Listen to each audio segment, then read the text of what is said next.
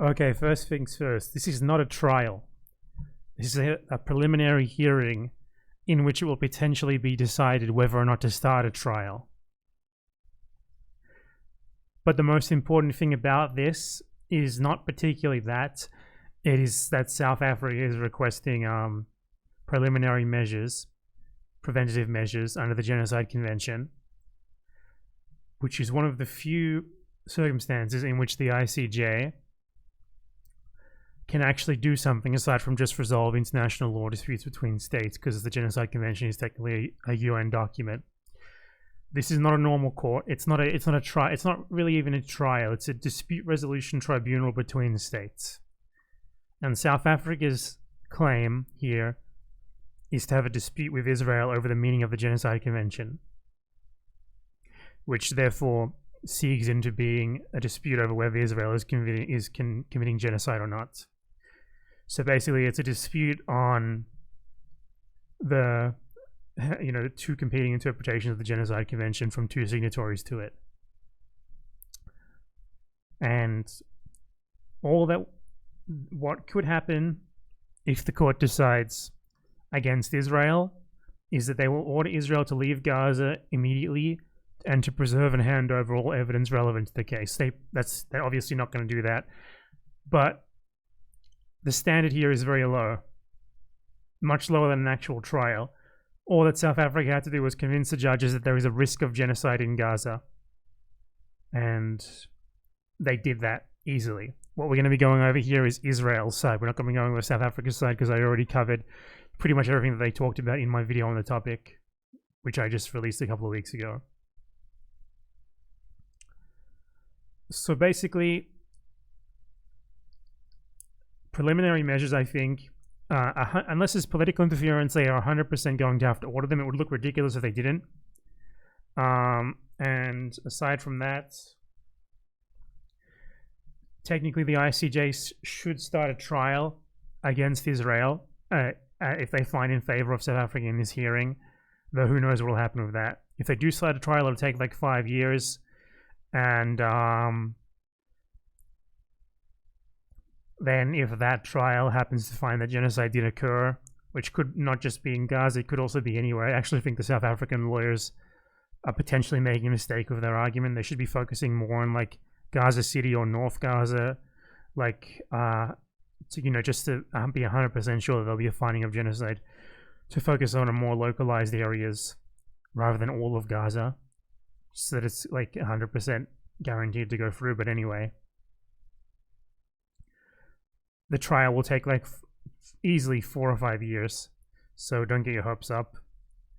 But if that trial theoretically was allowed to happen, and theoretically somehow the judges in the court were allowed to rule against Israel without political interference, then they would finally have to start a new tribunal, which would actually be a criminal court rather than just a UN dispute resolution court where they would try individuals.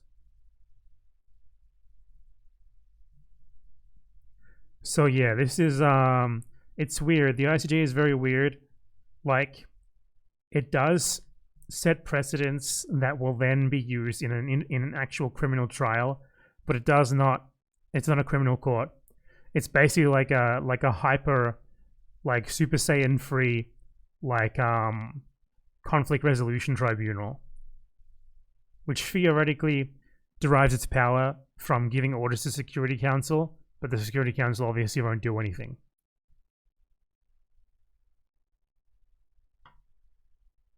So anyway, with that in mind, it's time to watch the funniest thing that we're ever going to see. It's time to watch Israel.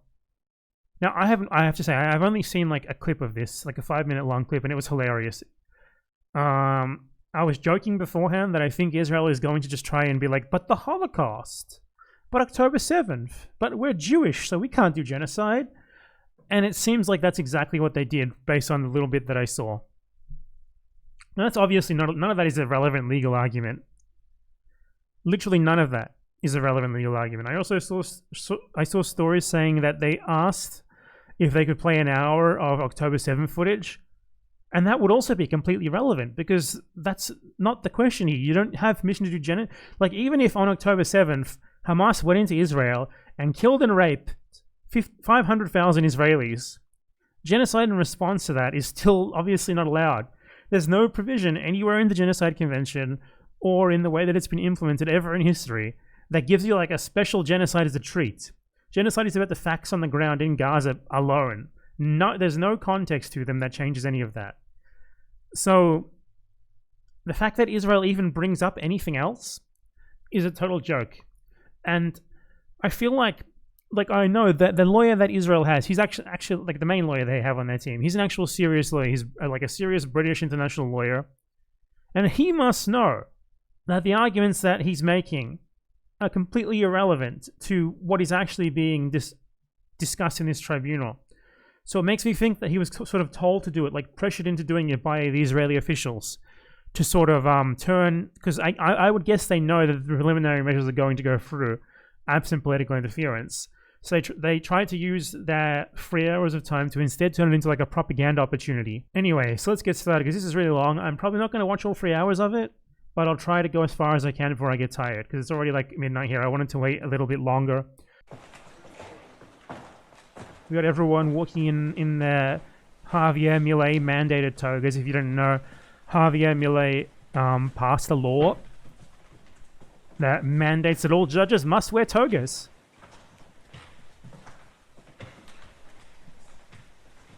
Okay, or in which South Africa versus Israel. I shall now give the floor to the co-agent of Israel, Mr. Tal Becker. You have the floor, Excellency.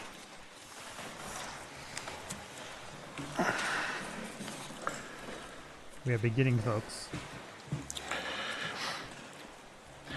Madam President, distinguished members of the court, it is an honor to appear before you again. Hold on, I gotta fix the audio. I think I made it too loud.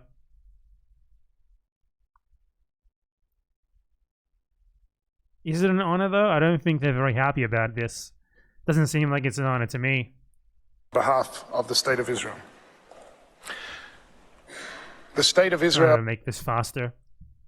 Let's go like 1.5 speed. Hope it's still understandable for you guys. ...is singularly aware of why the Genocide Convention, which has been invoked in these proceedings, was adopted. Okay, again, this is like emotional. This is totally irrelevant. It's totally irrelevant. This is a factual question.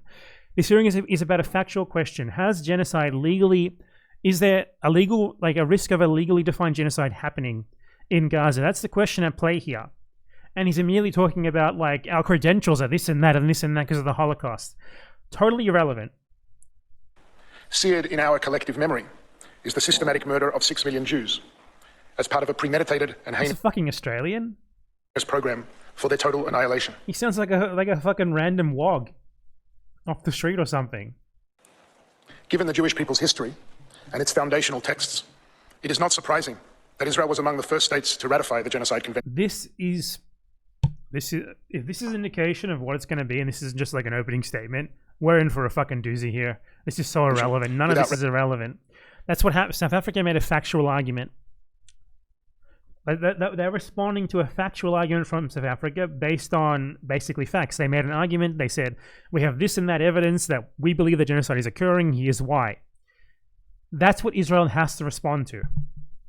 Reservation, and to incorporate its provisions in its domestic legislation. For some, the promise of never again for all peoples is a slogan. For Israel, it is the highest moral obligation. For all peoples? Then why are you doing it right now? Raphael Lemkin, a Polish Jew who witnessed the unspeakable horrors of the Holocaust, is credited with coining the term genocide.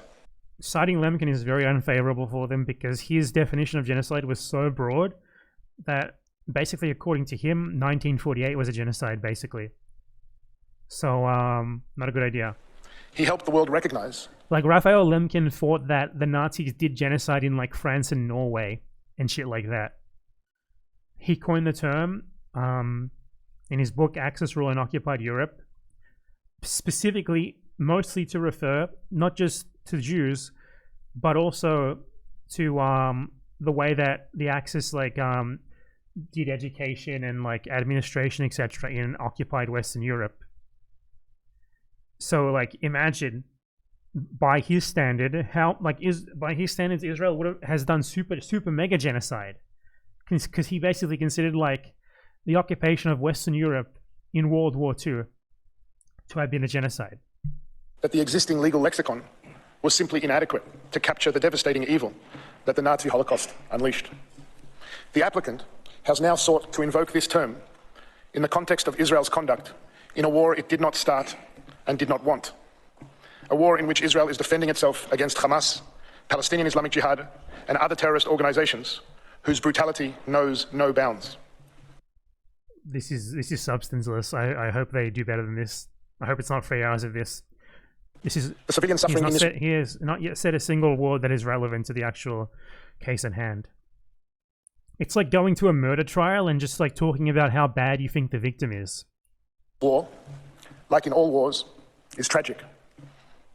It is heartbreaking. It's just tragic, that's all. The harsh realities of the current hostilities are made especially agonizing for civilians, given Hamas's reprehensible strategy of seeking to... This is not a question of whether Israel has a right to defend itself. That's a separate thing. This is a question of whether genocide is occurring. The question of whether you have a right to defend yourself or not is irrelevant to genocide. Genocide is actually, even if you look at genocide law, there's nothing there about combatants, for example. Combatants can be useful in like a factual assessment as to intent, but like technically, if you killed 100% combatants and you're doing so with the intent to wipe out that group of people, it could still be a genocide.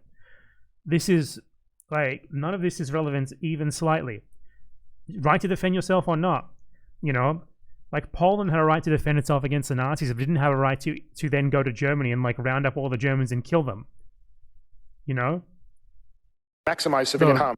I gotta say, I would not have been against that. To both Israelis and Palestinians, even as Israel seeks to minimize it. But as this court has already made clear, the Genocide Convention was not designed to address the brutal impact of intensive hostilities on the civilian population, even when the use of force raises, quote, very serious issues of international law and involves enormous suffering and continuing loss of life, end quote. The convention was set apart to address a malevolent crime of the most exceptional severity. We live at a time when words are cheap. In an age of... That's why you're in a court. You're in a court. You can't just make an argument that says these people are throwing out genocide too lightly. They made a detailed argument as to why they suspect you are doing genocide. Social media and identity politics, the temptation to reach for the most outrageous term, to vilify and demonize, has become for many irresistible. This is exactly what I expected. I gotta say, this is exactly what I expected. It's so bad. It's all irrelevant. It's all irrelevant. We're talking about like a technical question, a legal question, based on the facts of what occurred.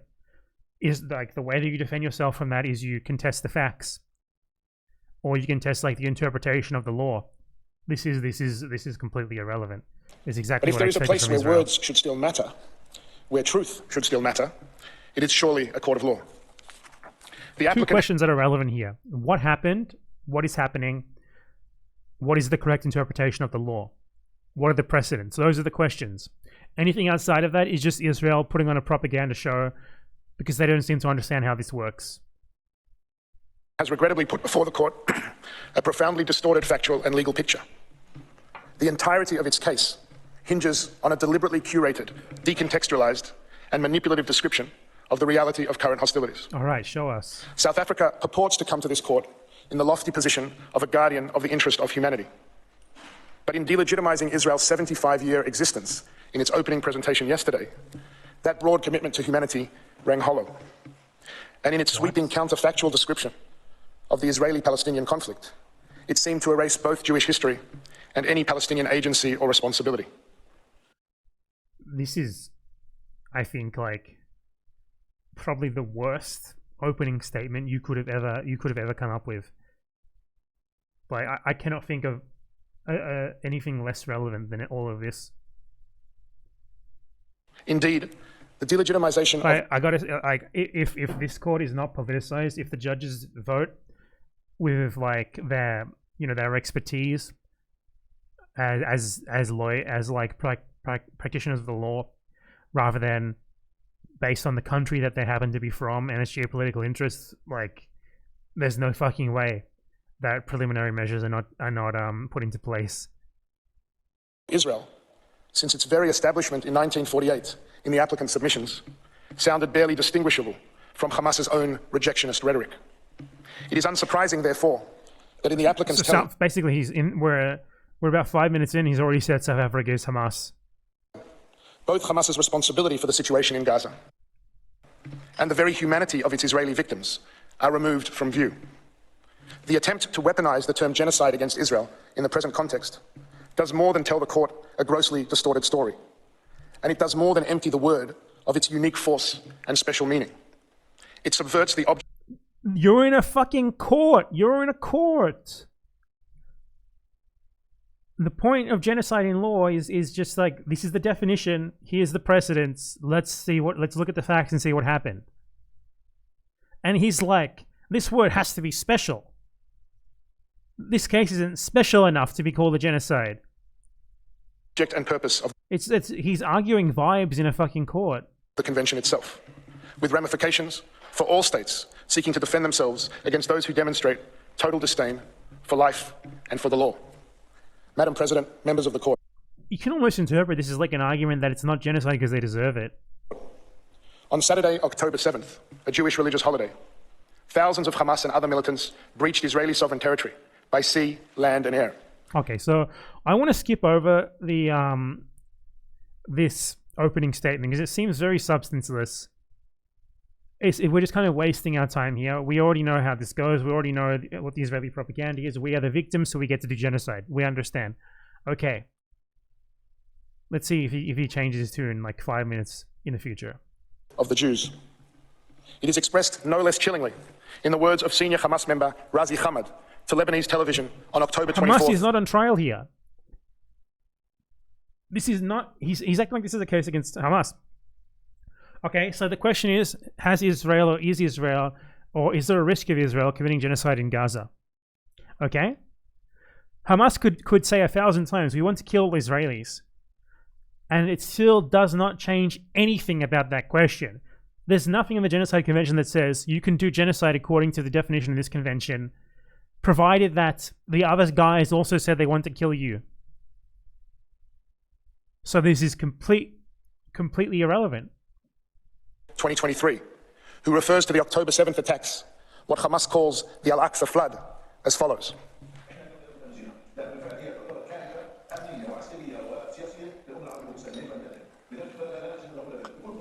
Translated by Memory TV, I'm very surprised that... I'm not sure exactly. I would assume that there is some sort of process where the videos and stuff that they play has to be reviewed, and I'd be very surprised if they approve the Memory TV translation.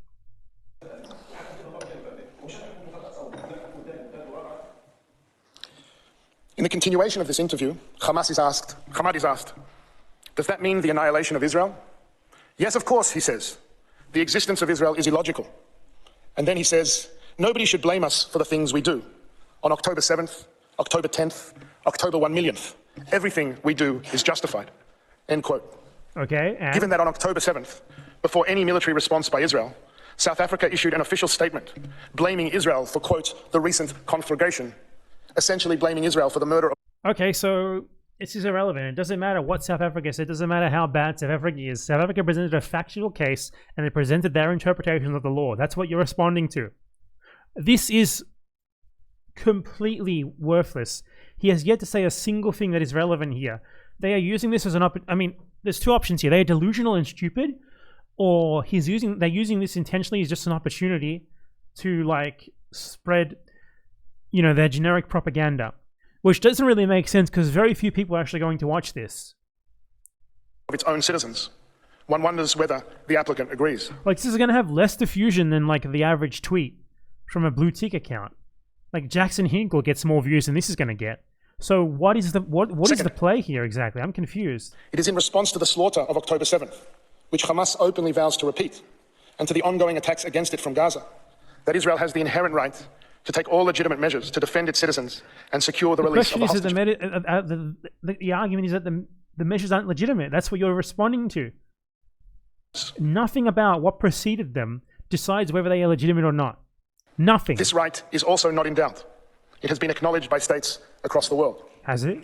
Astonishingly, the court has been requested to indicate a provisional measure calling on Israel to suspend its military operations. But this amounts to an attempt to deny Israel its ability to meet its obligations to the defense of its citizens, to the hostages, and to over 110,000 internally displaced Israelis unable to safely return to their homes. Israel talking about internally displaced people, especially when they're displaced people who themselves lived on ethnically cleansed Palestinian villages, is disgusting as hell. The applicant in its submissions to the court makes almost no mention of the ongoing humanitarian suffering of Israel's citizens at the hands of Hamas. Indeed, it's irrelevant to the question at hand. It's completely fucking irrelevant.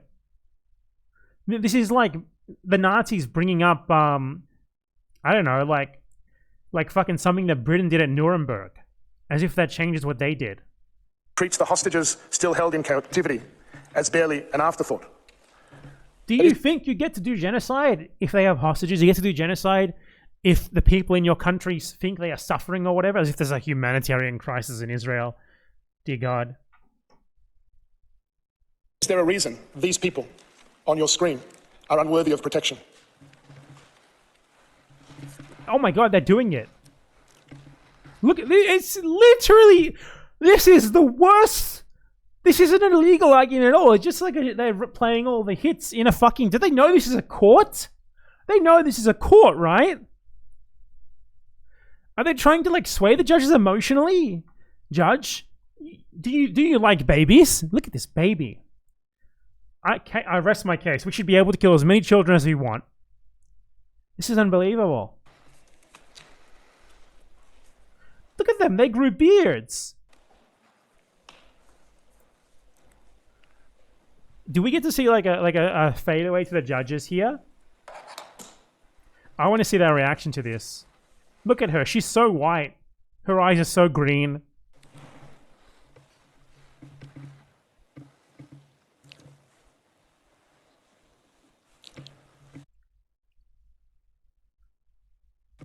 This is a joke. Hamas is not a party to these proceedings. The applicant, by its request, seeks to thwart Israel's inherent right to defend itself. Hamas is not a party to these proceedings. Here's the thing, though. If Israel had a case against Hamas in some way linked to the Palestinian Authority, it could start an ICJ case against the state of Palestine in the UN. Funny thing is, though, Israel can't and won't do that. For one, it doesn't have a case, obviously, because it wouldn't even be able to establish jurisdiction given the skill of these lawyers. For two, it would mean recognizing the state of Palestine. Because how would they start a trial against the state of Palestine without recognizing it? So they're like, oh my God, why isn't Hamas being tried at the ICJ? Because the ICJ is a fucking tribunal for disputes between member states. If you wanted, you could try it. It wouldn't work and you would be embarrassed, and you know that. That's... Of course. The ICJ didn't indict anyone here. South Africa made a complaint against you. To let Hamas not just get away with its murder, literally, but render Israel defenseless as Hamas continues to commit it. Yesterday, counsel for the applicant made the astonishing claim that Israel was denied this right, and as a matter of fact should not be able to protect itself from Hamas's attacks. But allow me to draw attention to these words written by Professor Vaughan Lowe. Quote, the source of the attack, whether a state or non-state actor, is irrelevant to the existence of the right to defense. Force may... It doesn't matter because the ICJ has already made a ruling. This very court has a precedent describing Israel as an occupier in Gaza, and South Africa argued that they continue to occupy in Gaza, and additionally then South Africa also made the correct insightful argument that it doesn't actually matter whether they are occupying or whether they have right to self-defense or not, because none of that makes genocide allowed. Be used to avert a threat because no one and no state is obliged by law passively to suffer the delivery of an attack. Like, can you imagine this going to actual trial? They would have to explain, for example, okay, so you said you wanted to get rid of Hamas. Can you explain why 70% of all buildings in Gaza were destroyed? Could you explain Israel agrees that? with these words, as I suspect would any sovereign state. Could you explain the 1,000 different videos of you running controlled demolitions of entire neighborhoods? Could you explain that? The intentional destruction of homes, of public buildings and stuff, is not allowed. That is illegal under international law. Now, the ICJ doesn't deal with international law. They do between states. They have no jurisdiction over saying stuff like you committed war crimes here. They don't really do that. But in terms of like genocide, obviously, You destroy your homes. That is indication that you're trying to make life impossible for the group there. So, how do you explain that exactly?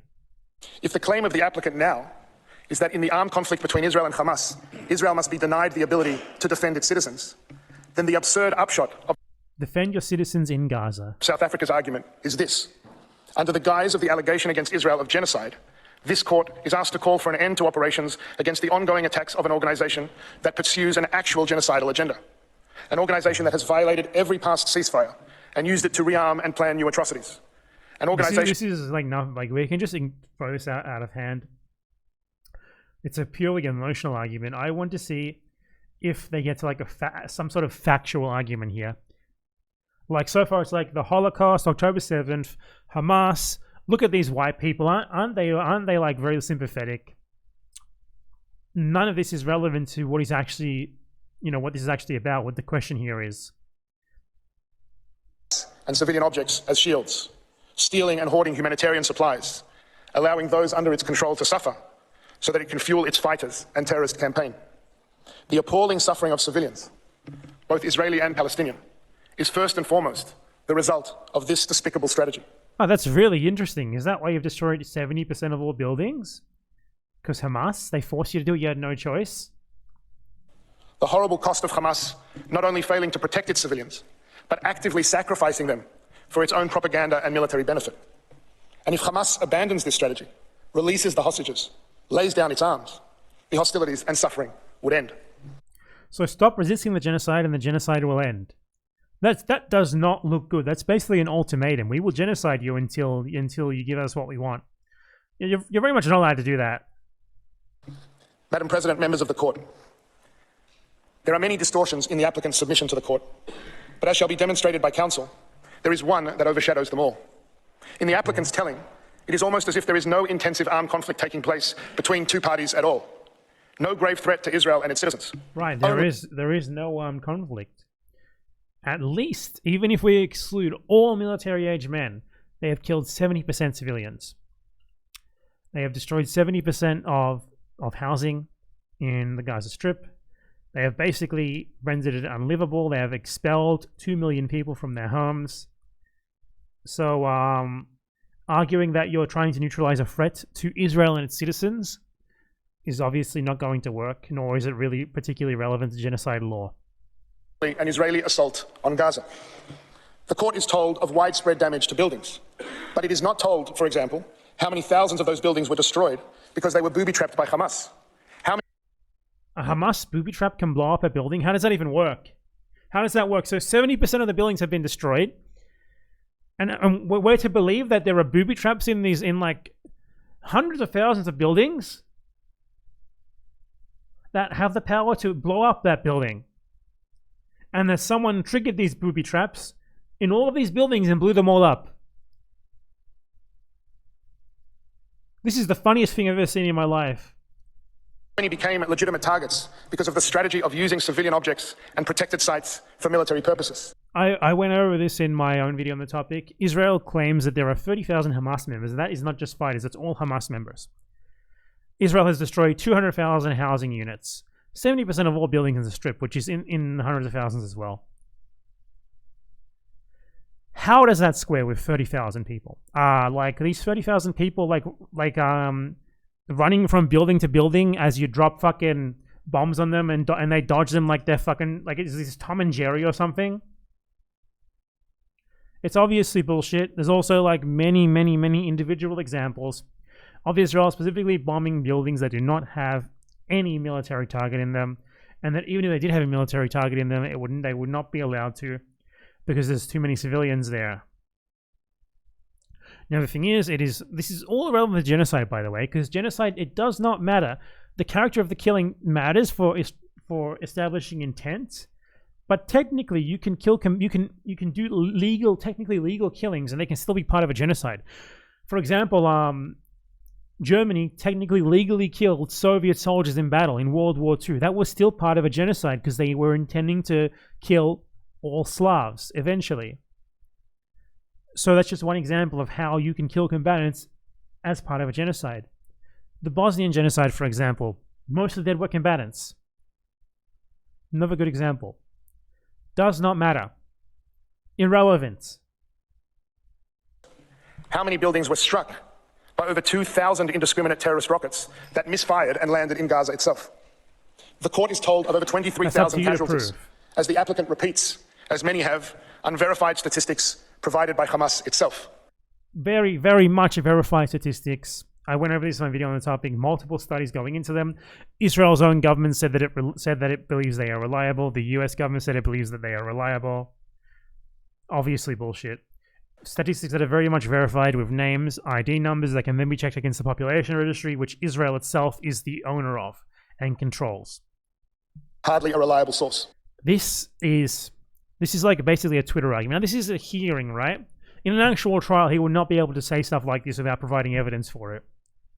In an actual trial, they would not dare try to argue that the figures provided by the Gaza Health Ministry are inaccurate, because they would get completely rubbished on that point. They are very clearly an underestimate. They're basically, the only reason they're allowed to say these things here is because they don't have to provide any evidence for them. In an actual trial, they would have to, it would be much more formal, much more limited in what they're able to say without providing evidence. So if this is what they have now, and it's already so substanceless, imagine how bad they would do in a real trial. Every civilian casualty in this conflict is a human tragedy that demands our compassion. But the court is not told how many thousands of casualties are in fact militants. How many were killed by Hamas fire? Irrelevant to genocide. How many were civilians taking direct part in hostilities? And just how many are the result of legitimate and proportionate use of force against military? Here's the thing, though. This isn't a war crimes trial. It's not a crimes against humanity trial. The ICJ doesn't really deal with those things. So if it was a war crimes trial, the burden of proof to show that, they bombed a building for proportionate military advantage would be on Israel to show. Do you think they could show that for, the tens of thousands of strikes that they've made? Obviously not. It's absurd to think that they could. So, this is an ICJ hearing. ICJ obviously doesn't deal with war crimes or crimes against humanity. If we ever did have a real trial against Israel for those things, though, it would be impossible for them to defend themselves. Completely impossible. There's so many individual instances where you could accuse them of specific individual war crimes. Bombing one building that has civilians in it. That's a potential war crime. They've done thousands of those. So you could take any hundreds of those and just throw them all at them at once. And many of them would undoubtedly stick. So the fact that obviously that sort of trial is not already happening is just an example of how international law is a fucking joke. Targets, even if tragic. And the court is also told of the dire humanitarian situation in Gaza. But it is not told of Hamas's practice of stealing and hoarding aid. It is not told of the extensive Israeli efforts to mitigate civilian harm, of the humanitarian initiatives. The thing with the aid is that Israel tries to claim that they are allowing aid into Gaza, but it's still less than half of what it was before the fucking war. Being undertaken to enable the flow of supplies and provide medical attention to the wounded. Who wounded them? The applicant purports to describe the reality in Gaza, but it is as if Hamas and its total contempt for civilian life just do not exist as a direct cause of that reality. Take a guess. Hamas is widely estimated to have over 30,000 fighters. Okay, so he goes with the 30,000 figure as well. That is incredibly bad for them. That is a really bad figure for them to use, because you could just compare that to the amount of destruction, and it's clear that there's no justification for it. 30,000. You don't level 70 fucking percent of a region of 2 million people to get to 30,000 fighters. That is literally impossible. Known to bring minors no older than 15 or 16 into its ranks. They are coming for us. But in South Africa's telling, they have all but disappeared. There are no explosives in mosques. Dear youth, is there explosives? Where are there any proof? Children's bedrooms. No ambulances used to transport fighters. No tunnels and terrorist hubs under sensitive sites. No fighters dressed as civilians. No commandeering of aid trucks. No firing from civilian homes, UN facilities. This is completely irrelevant. Every single thing they're saying is completely irrelevant. I'm going to keep skipping ahead to try and see if there's any substance, because I don't want to just stick on the same thing over and over again. This is like them playing it. This is literally like at Israel Twitter account. The fact that they have lived under the control of a genocidal terrorist organization that has total disregard for their life and well-being. That organization, Hamas, and its sponsors seek to deny Israel, Palestinians, and Arab states across the region the ability to advance a common future of peace, coexistence, security, and prosperity. Israel is in a war of defense against Hamas, not against the Palestinian already 30 people, minutes in here. to ensure that they do not succeed. By the way, Israel are the ones who asked for this to be 3 hours long instead of 2 hours, which I found very surprising. Because I was like, there's no way they can have 3 hours of this. And I think the reason why they did it was just to basically play all the propaganda hits. I'm going to get to the next guy. I'm pretty sure this next guy is the British lawyer, who is an actual real international law lawyer. Let's see what he has to say.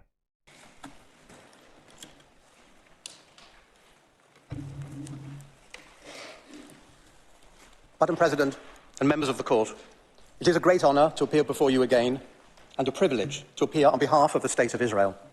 It is my task today to address the issues falling within the general categories of prima facie jurisdiction and the preservation of alleged rights sought to be protected.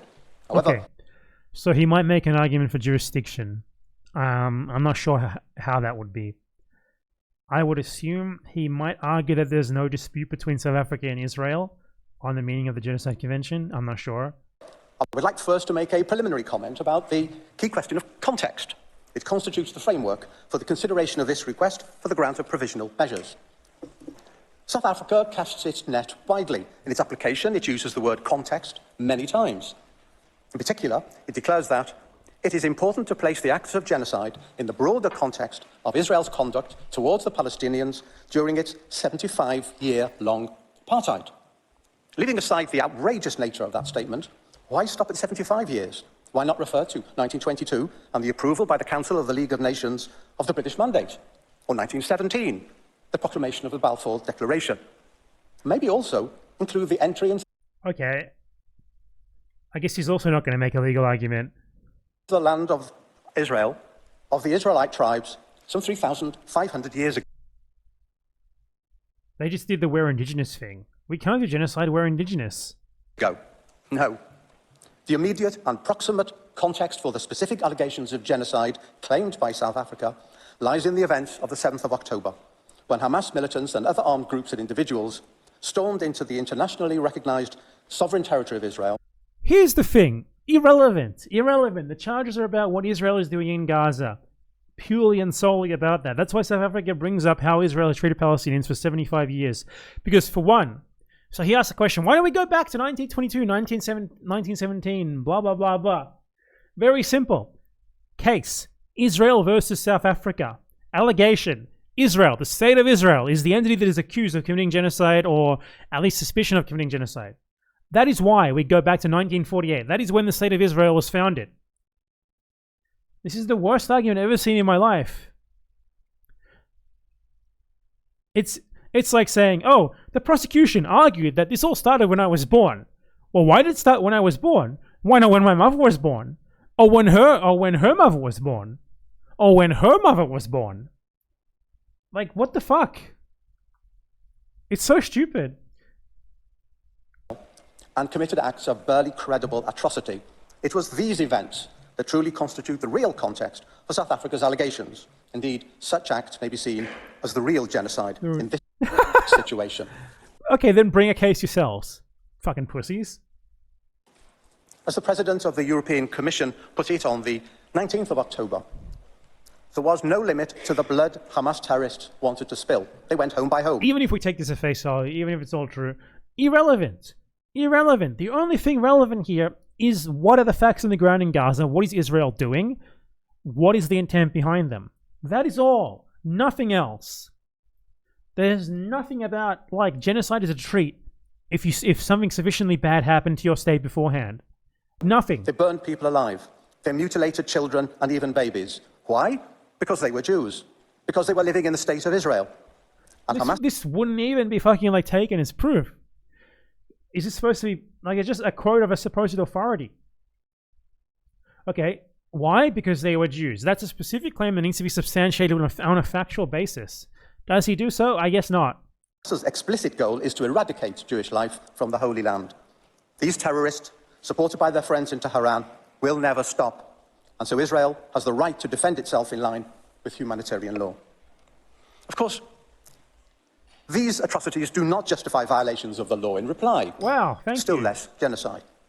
But they do justify, mandate even, the exercise of the legitimate and inherent right of a state to defend itself, as enshrined in the UN Charter and under customary international law, to put an end to the continuing attacks against it and to prevent them from succeeding, a threat that has been made explicitly by Hamas and repeated, and it is thus real. In an actual trial, here's how this is very likely to go down. Okay, so you attacked Gaza on self-defense. You destroyed 70% of Gaza on self-defense. You expelled 2 million people for self-defense. You killed, it's easily like 500 per day, because the real figures are much higher than what they are right now, because the Gaza Health Ministry's figures are very high standards. They require ID number, actual like sighting of the corpse, except positive identification, etc. You did all of this in self-defense. You did all of that to get to what you say 30,000 militants, even if just taking that number at face value. No, that is obviously not it. Even just ignoring the statements of genocidal intent from the government, you can see it's not true. You can see it's bullshit. The scale of the destruction is not possible unless there is an intent that it goes far beyond mere self-defense. Imminent. This context is critical, for it shows that the true nature of the situation, as it has unfolded, particularly the 7th of October, is that of an armed conflict. A heavily armed militia and its allies precipitated egregious hostilities, and the consequences lie everywhere. The point is this: armed conflict, even when fully justified and conducted lawfully, is brutal and costs lives, particularly when the militia in question specifically targets civilians and civilian facilities. That's very interesting, though, because in an actual real trial, the other party could then respond to that saying, okay, so why is it that Israel has killed a higher percentage of civilians in Gaza than Hamas killed on October 7th? Even if we assume that every single one of those civilians were killed by Hamas, which we already know they weren't, we know that at least a couple dozen for sure were not, then how is it that that is the case? If they are the ones who kill civilians and you are the ones who are being discriminatory, how is it that you are less discriminatory than they were? And when it is patently unconcerned about causing civilian casualties on its own side. The conflict is also regulated by law, the rules and principles of international humanitarian law, under the Hague Regulations, the Geneva Conventions of 1949, and customary international law.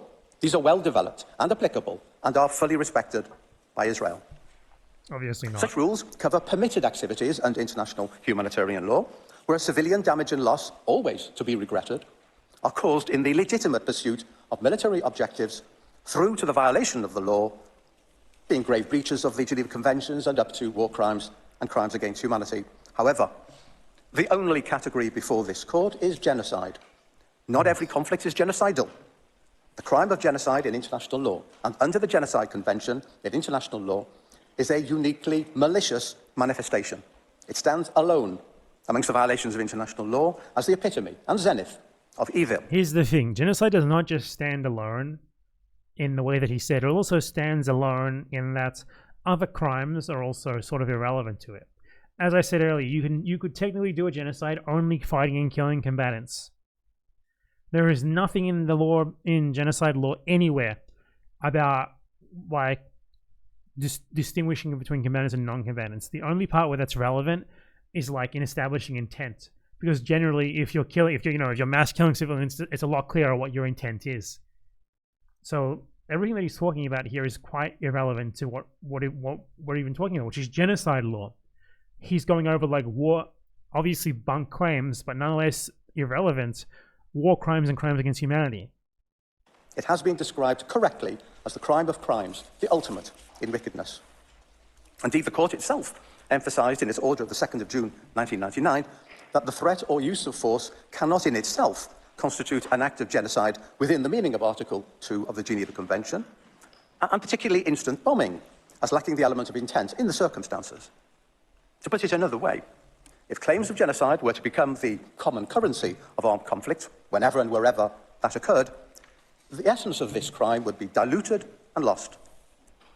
I turn now to the question of the prima facie jurisdiction of the court in the matter before us. What's he going to argue here? This is interesting. Article 9 of the Genocide Convention, to which both states are parties without reservation, makes the court's jurisdiction conditional on the existence of a dispute relating to the interpretation this application. Is what I thought would happen. So the basis of this trial is that there is a dispute between South Africa and Israel on the meaning of the Genocide Convention, and the South Africa's reasoning for that is that clearly Israel's conduct in Gaza is an indication that their interpretation of the Genocide Convention is different to South Africa.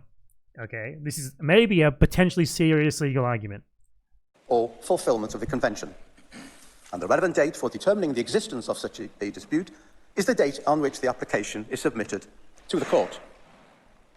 Whether or not a dispute in these terms exists at the time of the filing of the application is a matter for objective determination by the court. It is a matter of substance and not a question of form or procedure. The court will take into account, in particular, any statements or documents exchanged between the parties, as well as any exchanges made in multilateral settings, the court has said. The key point here is the use of the term exchange between the parties. Unilateral assertion does not suffice. Did he just go from talking about October 7th to like a technicality argument about South Africa maybe sending an email on the wrong date? There needs to be some element of engagement between the parties. The element of interchange and bilateral interaction is required. A dispute is a reciprocal phenomenon. This point has been consistently noted by the court.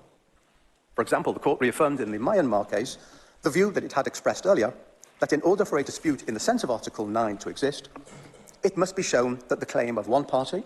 So basically what they're trying to do here is to avoid having to go to trial on the idea that the ICJ cannot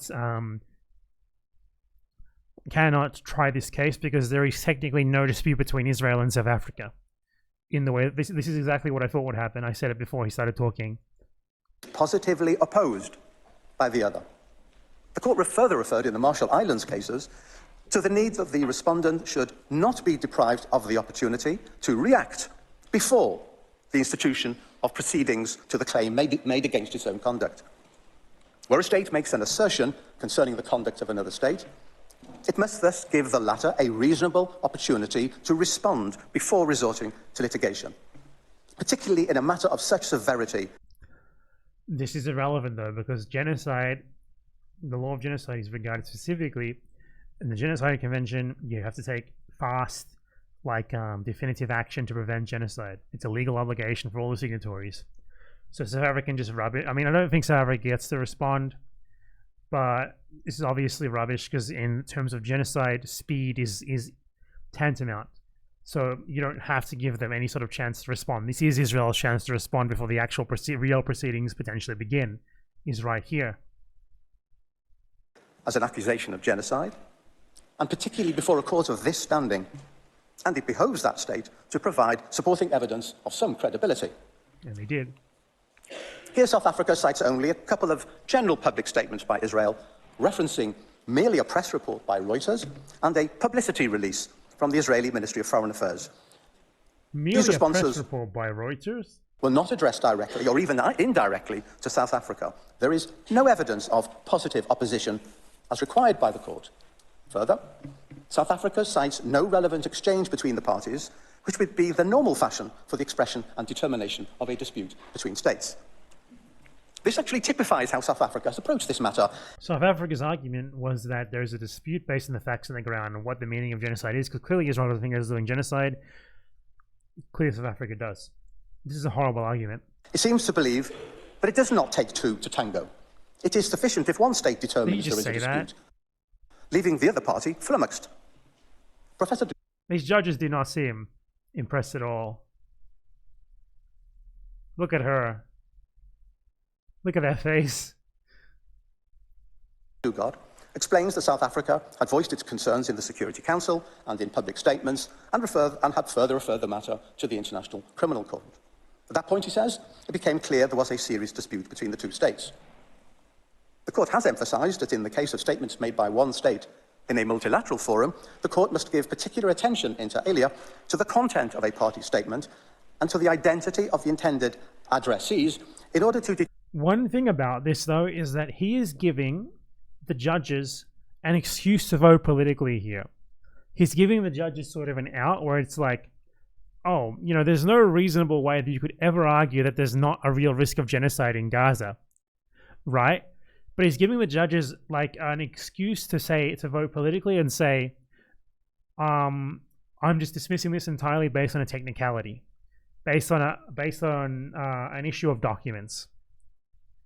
So this could work. Who knows? You never know. It is a fucking UN court. A UN court is very, incentivized to not allow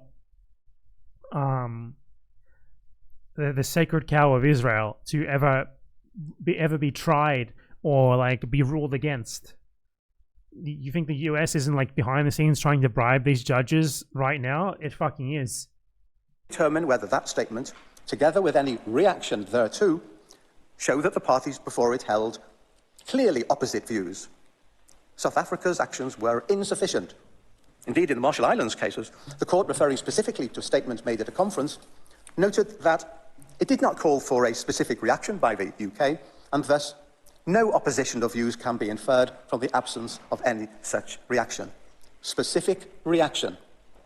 It is thus disingenuous for Professor Dugard to conclude that Israel must have been aware from South Africa's public statements, démarche and referral to the ICC of Israel's genocidal acts that a dispute existed between the two states. This is not a dispute, it is a unispute, a one-sided clapping of hands.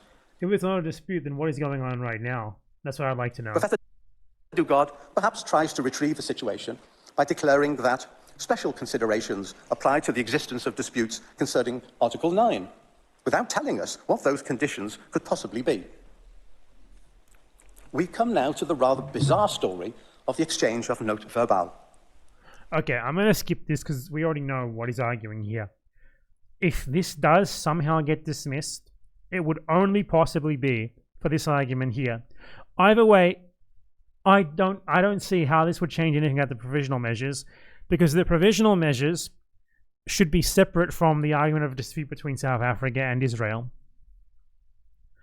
If the judges think that South Africa has argued convincingly that there is a risk of genocide in Gaza, then they are obliged to take provisional measures regardless. This shouldn't matter. Then perhaps it would mean that they could not advance to an actual trial, but I don't know, I don't think this really gives them the out that I thought it did. Nonetheless, if there is like an actual dismissal of this entirely, not even letting it to trial, not even allowing provisional measures, it's just going to be because of this one argument that the judges will vote on a technicality, and that's it.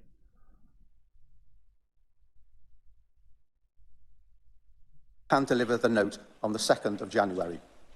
The application was instituted on the 29th of December. You're still on it. This was an attempt by the State of Israel, in good faith, to open a dialogue and discuss South Africa's concerns. However, it's a point worth underlining. South Africa did not give Israel a reasonable opportunity to engage with it on the matters under consideration before filing its, no doubt, long-prepared application. One wonders whether South Africa, at the very last moment, suddenly realised that it needed to show the existence of a dispute under the terms of the Genocide Convention and proceeded to hastily formulate and dispatch a flurry of notes. The court can grant orders for provisional measures only where the provisions relied upon by the applicant appear prima facie to afford a basis on which its jurisdiction could be founded, although it need not satisfy in itself in a definitive manner that it has jurisdiction as regards the merits of the case. It's not an easy matter to determine whether a prima facie case exists. It rests between full proof and complete absence of proof, and is intended to ensure that the court functions effectively and efficiently. As I said, this is just him giving an out to the judges where they can vote politically but pretend they didn't. Because if they actually vote on the facts of this, they have to allow it to go through. There's no fucking way. They have allowed other cases to go through where the evidence and the severity of the acts were way, way less severe than this. And it may stick, even if the accusation is comprehensively disproved at the merits phase, as we expect. A serious political and security price may be paid by the grantee of such measures, even though it may later be shown to be completely unwarranted. This must surely require that the court acts with caution and understanding, particularly in evaluating the Act with caution. Don't prevent genocide too hard. Worst argument I've ever seen. Of the allegation in law. Provisional measures are intended to constitute a shield and not a sword, to preserve, not undermine, rights. We have shown that one element of Article 9, that of the need to demonstrate the existence of a dispute, as understood by the court in the light of its case law, is lacking. The second element concerns the question as to whether the act complained of by the applicant can be seen as falling within the provisions of the Convention. Okay. The court has noted that only at the merit stage can it be determined whether the provisions in question of the Convention have been violated. To accomplish this, the necessary specific intent to destroy in whole or in part a national, ethnic, racial or religious group as such has to be proved. However, this cannot be read as a complete rejection of consideration of the intent criterion for current purposes. The court in the Myanmar case noted that a finding of violations at the merit stage notably depends on the existence of intent. Notably, not exclusively. The merit stage is the next stage of this trial.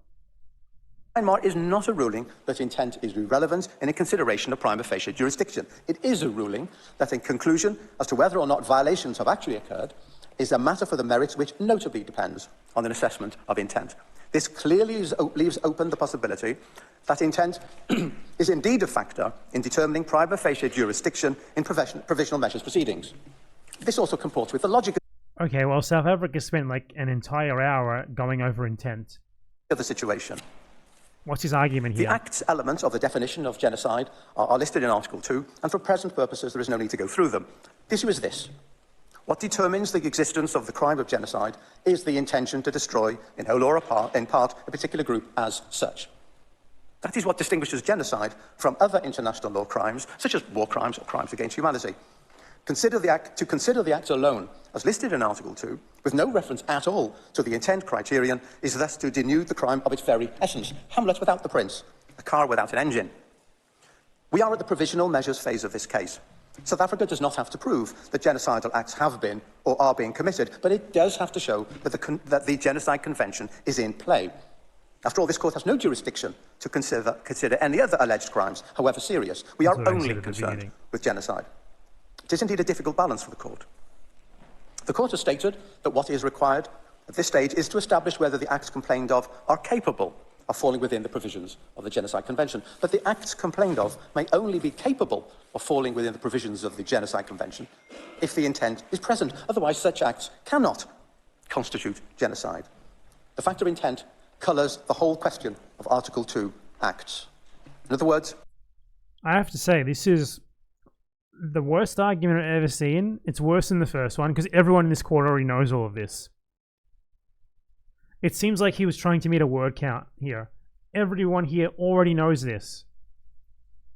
Like, he could have said this with 5% of the words and then got into the actual, like, factual stage of his argument here. Like, I can't even tell what his argument is going to be. Because what he's saying here is just everyone here knows what genocide is. Everyone here knows what the Genocide Convention says. Everyone here knows that you need specific intent for it to be genocide. We know this. That there is prima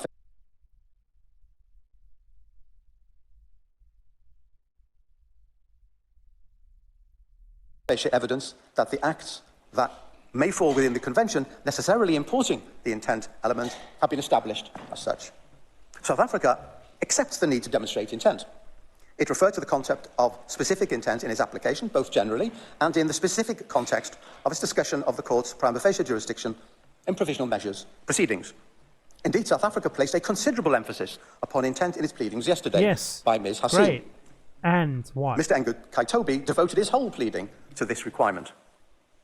As far as the acts are concerned in this case, there is little beyond random assertions to demonstrate that Israel has or has had the specific intent to destroy, in whole or in part, the Palestinian people as such. The intention faced with the 7th of October atrocities and the continuing rocket fire and incarceration of the hostages on the part of Israel to act in order to defend itself so as to terminate the threats against it and rescue the hostages certainly exists. The intent to deal with the armed militants of Hamas and other such groups is undeniable. Were it the case, which we deny, that Israeli forces have transgressed some of the rules of conflict, then the matter will be tackled at the appropriate time by Israel's robust and independent legal system. But that is not the... We'll try ourselves. We'll try ourselves. This is not needed. We'll just take ourselves to court. Oh, that's the funniest thing I've ever heard. Intent to destroy all or part of a people as such. Israel's actions in restricting its Okay, so respond to what South Africa said on the factual basis then.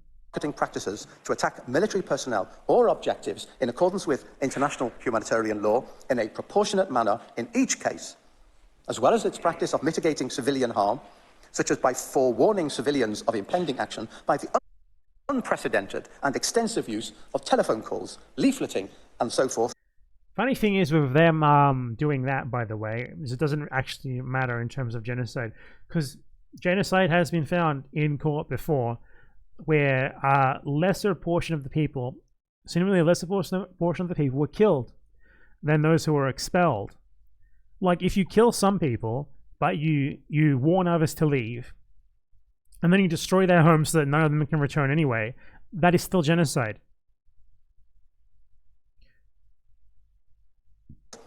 Coupled with the facilitation of humanitarian assistance, all demonstrate the precise Facilitation opposite. of humanitarian assistance. Okay, 500 trucks before, 180 now.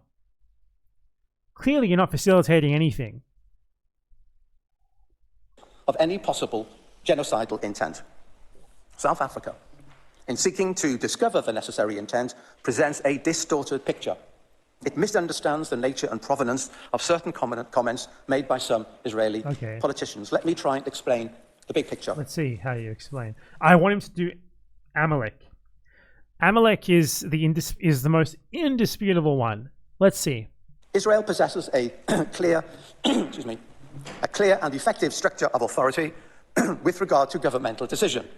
The war against Hamas is managed on behalf of the government by two central organs: the Ministerial Committee on National Security Affairs and the War. Excuse me. He needs water.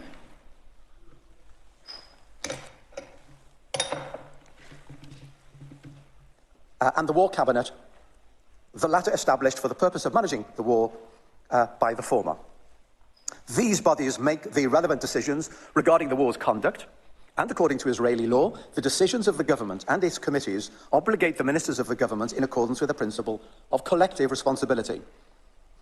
It is the collective decisions of these bodies which are the binding provisions in question. The Prime Minister stands at the head of these organs, decides on the agenda of their meetings, steers their activity, and summarises the meetings and the instructions issued therein. To make it clear, in order to determine the policy and intentions of the government of Israel, it is necessary to examine the decisions of the Ministerial Committee on National Security Affairs and the War Cabinet, and to examine whether the particular comments expressed conform or not with the policies and decisions made. Thus, to produce random quotes that are not in conformity. Random quotes. Okay. Here's the thing, though.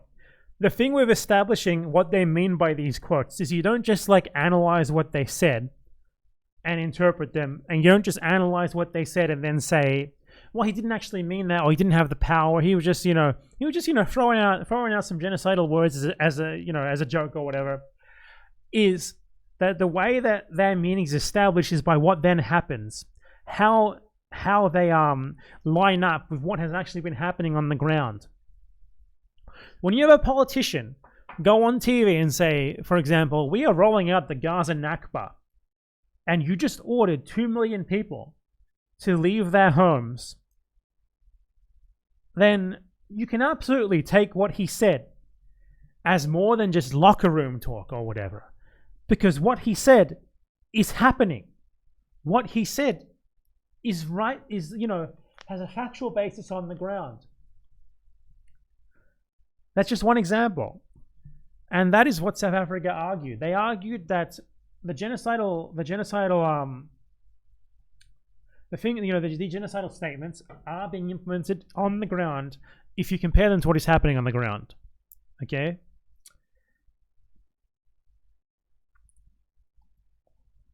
With government policy, produced as describing is misleading at best. Such as the statement by the Minister of Heritage, for example, who is completely outside the policy and decision-making process in the war. In any Minister of Heritage is clearly a minister of the cabinet. What he says is relevant. Might not be as relevant as someone like Netanyahu, but it's still relevant. Hold on one second. Okay, let's continue with this garbage. event, his statement was immediately repudiated by members of the War Cabinet and other ministers, including the Prime Minister. Okay, not true. I'll show you why it's not true.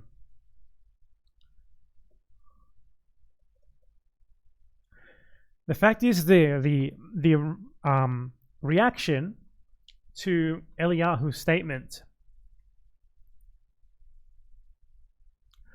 proves, without a shadow of a doubt, that the Israeli government is just trying to hide their intentions.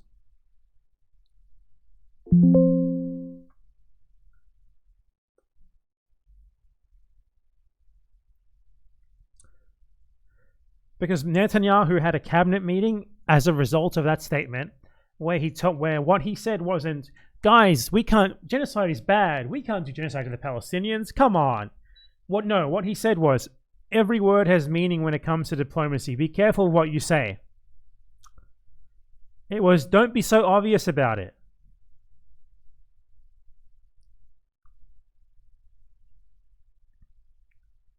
So that is actually a really good example of how Israel is trying to hide their intent, and obviously failing. In tab 1A of the volume which Israel has submitted to the court, one may find numerous excerpts from internal cabinet decisions that attest to Israel's true intent throughout this war. For example, one finds the instructions from the Prime Minister in a meeting of the Ministerial Committee on National Security Affairs from the 29th of October, stating the following. 1. The Prime Minister stated time and again, we must prevent a humanitarian disaster. 2. The Prime Minister indicated the possible sorts of solutions that will ensure required supply of water, food and medicine. This is the funniest thing ever, because you can just look at what actually is happening on the ground and see that this is all made up. You can see that it's bullshit. Increasing the amount of trucks entering with the necessary inspections. 3. Promoting the construction of field hospitals in the south of the Gaza Strip to re-emphasize... Why are the hospitals needed? This is a directive to authorities, nothing less. Tab 1A contains a considerable number of similar directives, emphasizing the need to avoid harm to civilians and facilitate humanitarian aid. Genocidal intent? Let me turn to the IDF. This, like every army, is a hierarchical body that operates by way of orders from superiors and is headed by the Chief of the General Staff. Remarks or actions of a soldier do not and cannot reflect policy. They literally can. The way that you establish specifically that these statements are actually resulting in genocide is by connecting them to the actions of soldiers on the ground. That's why South Africa, for example, went over Netanyahu's statements of, like, do to Amalek what Amalek has done to you. And then they showed video of soldiers chanting about Amalek to show that the soldiers had interpreted it as a genocidal order. That is specifically how you establish group genocidal intent, is in that specific way. The fact that there are so many videos of Israeli soldiers who clearly individually have genocidal intent is an indication that these statements are not just locker room talk. It's an indication that they are being taken as orders, and thus that they are orders.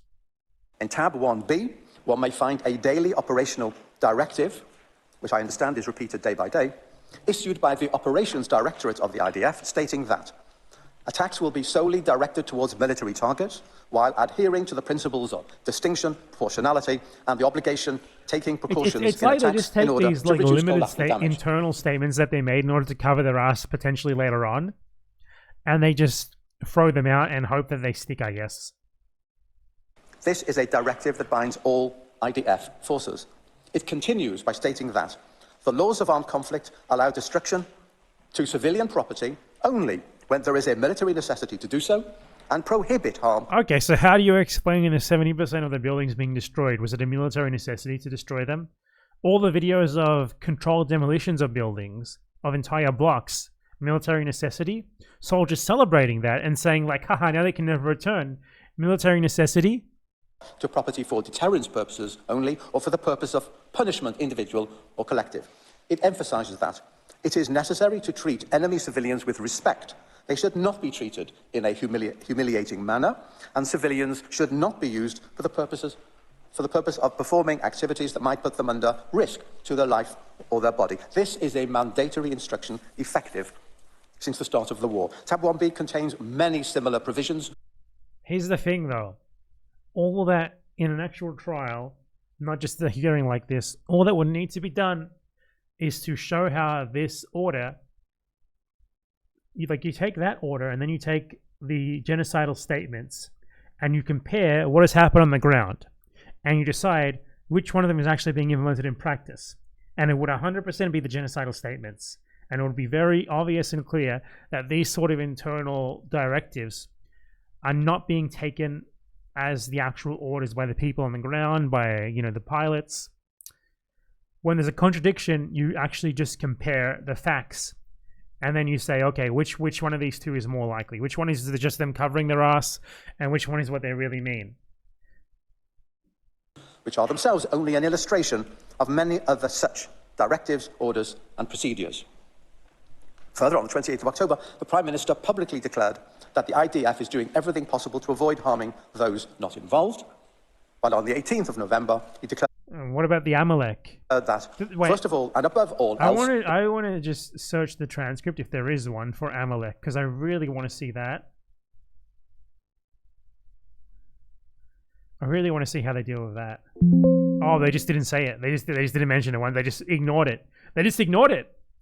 Like the biggest smoking gun statement repeated 4 separate times by Netanyahu, 2 of them directly to soldiers.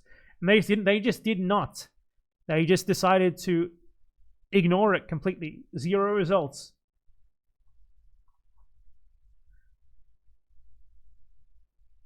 Oh, Amalek. No, the transcript is wrong. It's spelled with an I. So this is 4 minutes in the future. Let's go there. 4 minutes ahead.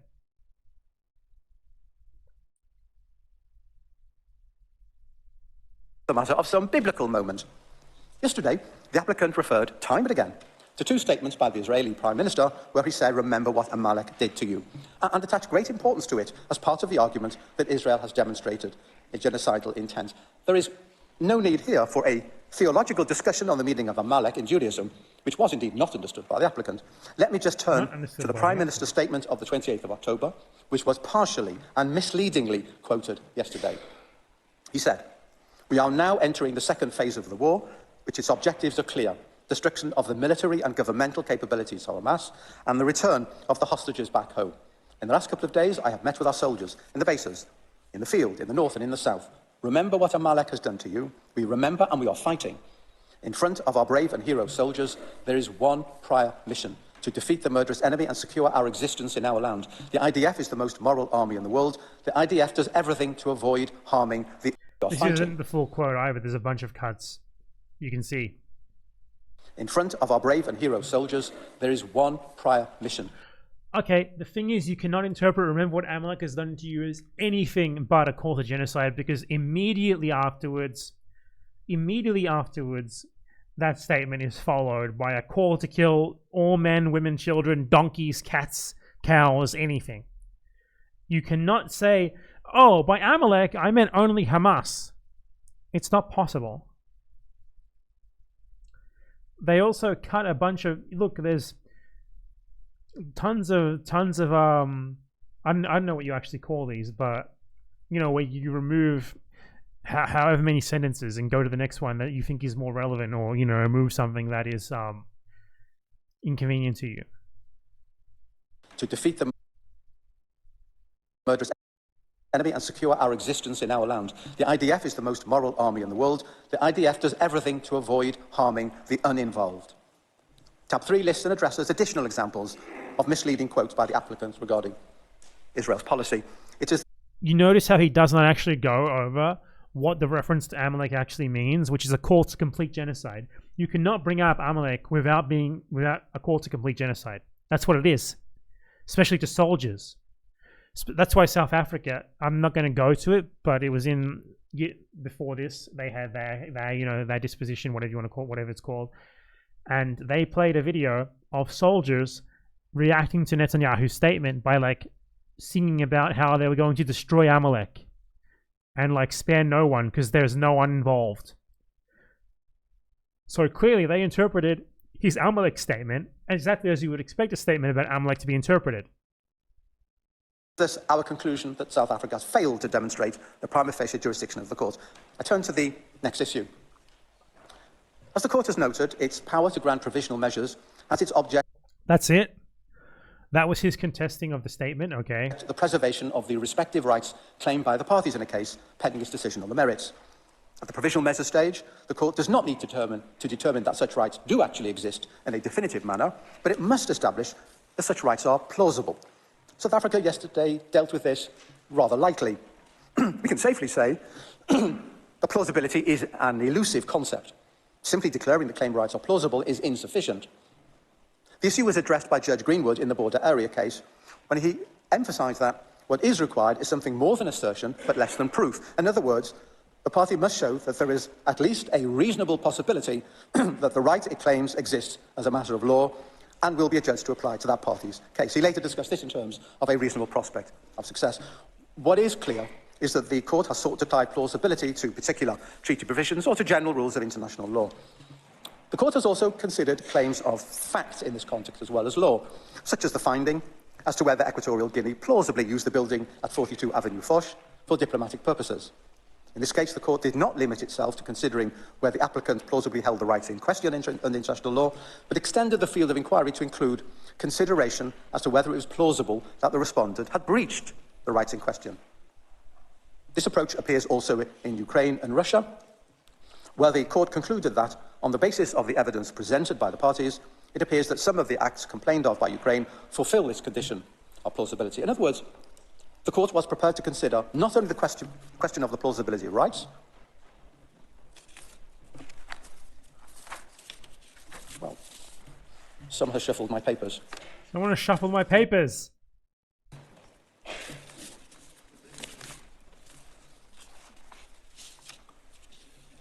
Oh, God.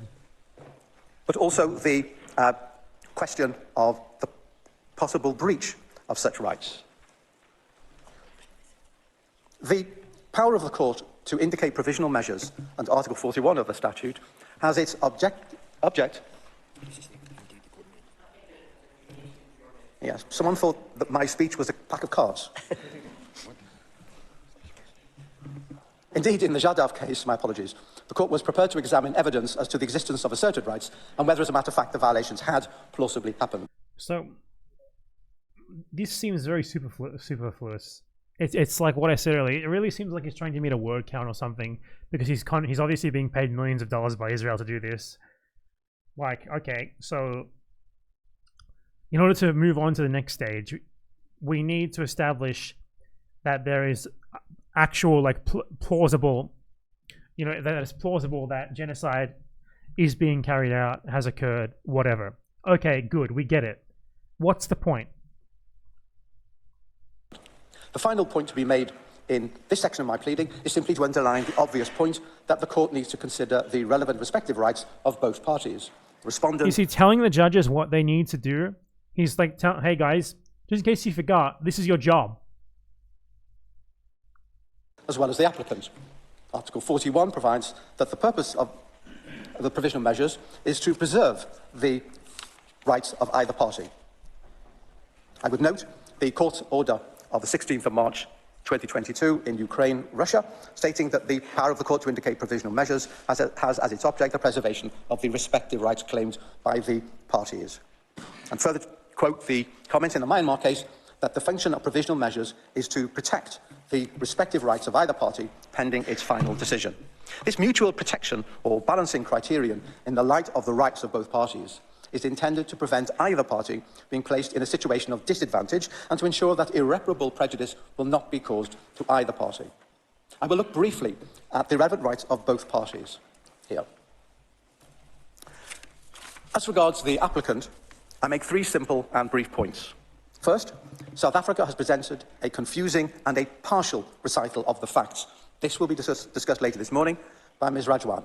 Secondly, that the appropriate... Okay, one thing is that, okay, a partial reciting of the facts, maybe that's true. If it was true, that's something that would be determined in an actual trial. Obviously, a 3-hour hearing is not enough to give a complete assessment of all of the facts. It's a ridiculous argument. The framework for this tragic situation is that of international humanitarian law. Thirdly, that Israel's efforts both to mitigate harm when conducting operations, as well as its efforts to alleviate suffering through humanitarian activities, have gone relatively unnoticed and dispel, or at the very least mitigate, against any allegation of genocidal... Not true. Not true. I went over this in my video on the subject. There is nothing that mitigates genocide. At least mitigate any action of any allegation of genocidal intent. Okay, that is a nonsensical statement for a supposedly eminent international lawyer to make. There's either genocidal intent or there isn't. There's not like, you know, you can't just mitigate genocidal intent. So, like, can't be like, Your Honor, I only had half genocidal intent because I gave humanitarian aid and it mitigates that.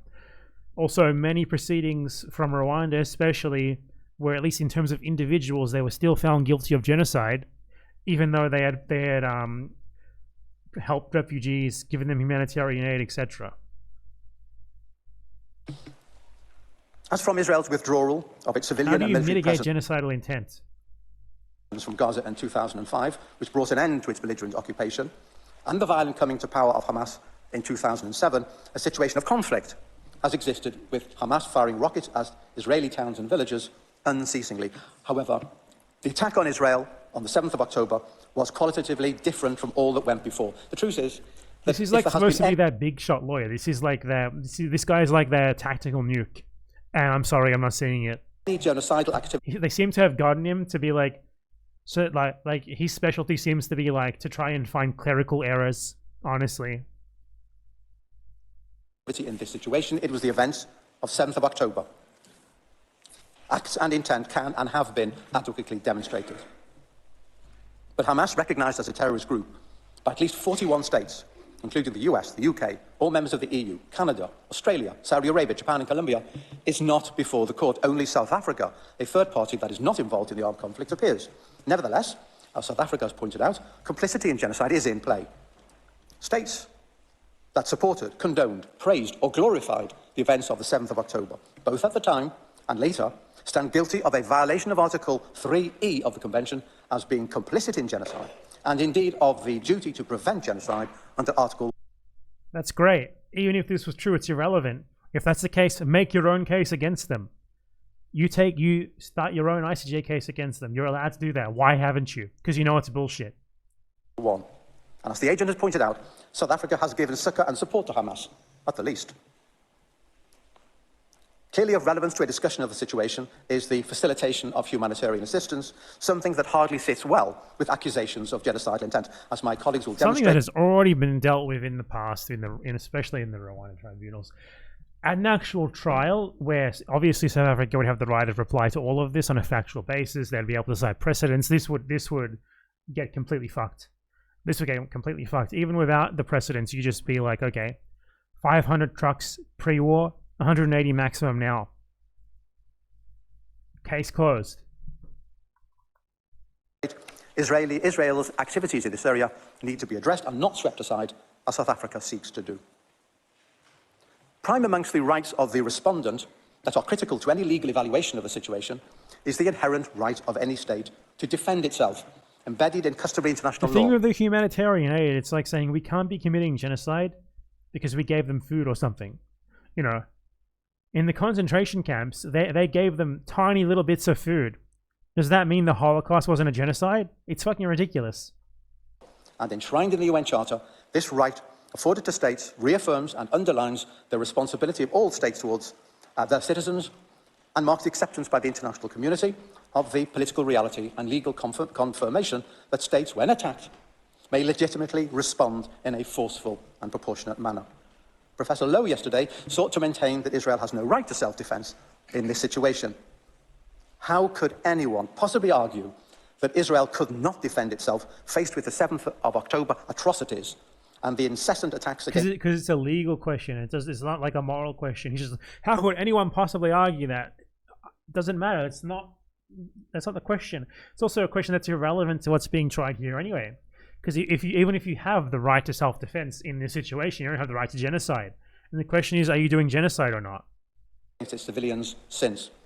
Indeed, a very wide range of states has acknowledged the right of self-defense here, ranging from the UK to the US, France, Germany, Italy, Canada, Japan, Ghana and Guatemala and others.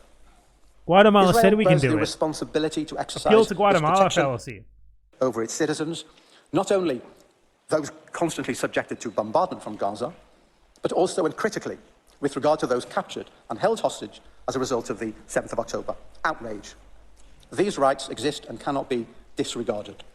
Of course, Israel does not have any right to violate the law, still less to commit genocide, and indeed it does not, but it does have every right to act to defend itself in accordance with the rules and principles of international law, and so it has done. A link has to be established between the rights asserted and the provisional measures requested, and this issue will be addressed by Mr. Staker. And he will show that the measures proposed go far beyond the protection of the rights asserted. Madam President, members of the Court, this is an important case. Allegations have been made which verge on the outrageous. The attack by Hamas on 7th of October, with its deliberate commission of atrocities, clearly falls within the statutory definition of genocide. Israel's Make your own case, then. response was and remains legitimate and necessary. It acted and continues to act. Okay, this is his closing statement. Who's next?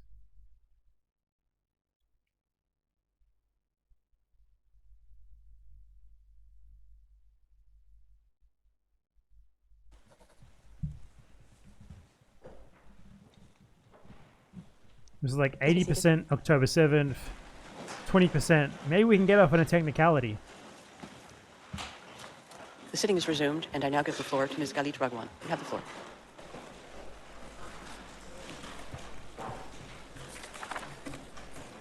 Why is there a butler? Why is there a butler? Why is there a butler? See the official ICJ butler? Madam President, members of the court, it is an honor to appear before you on behalf of the State of Israel.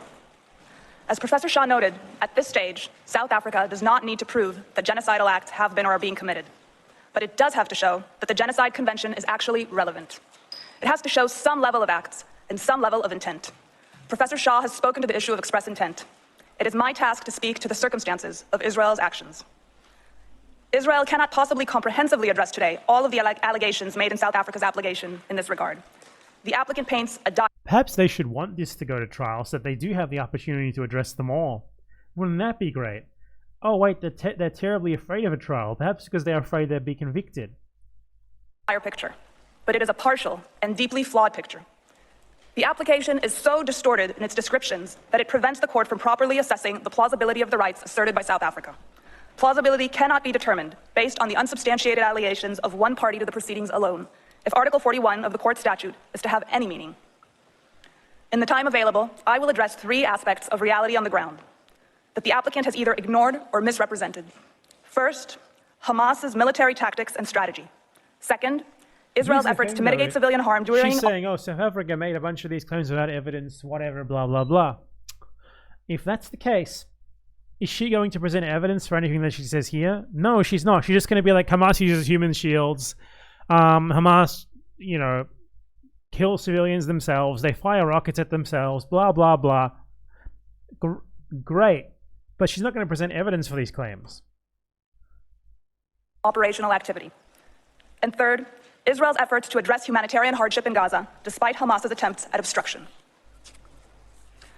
With respect to Hamas's military tactics and strategy, it is astounding that in yesterday's hearing, Hamas was mentioned only in passing and only in reference to the October 7 massacre in Israel. Yes, because that's irrelevant here. Hamas is largely irrelevant to the question here of whether genocide is occurring in Gaza. It's not like you can just say the word Hamas and you get to do genocide. That's what they seem to think. This is way worse than I thought it would be. I thought they would have actual lawyers trying to make legal arguments. Like, I don't know.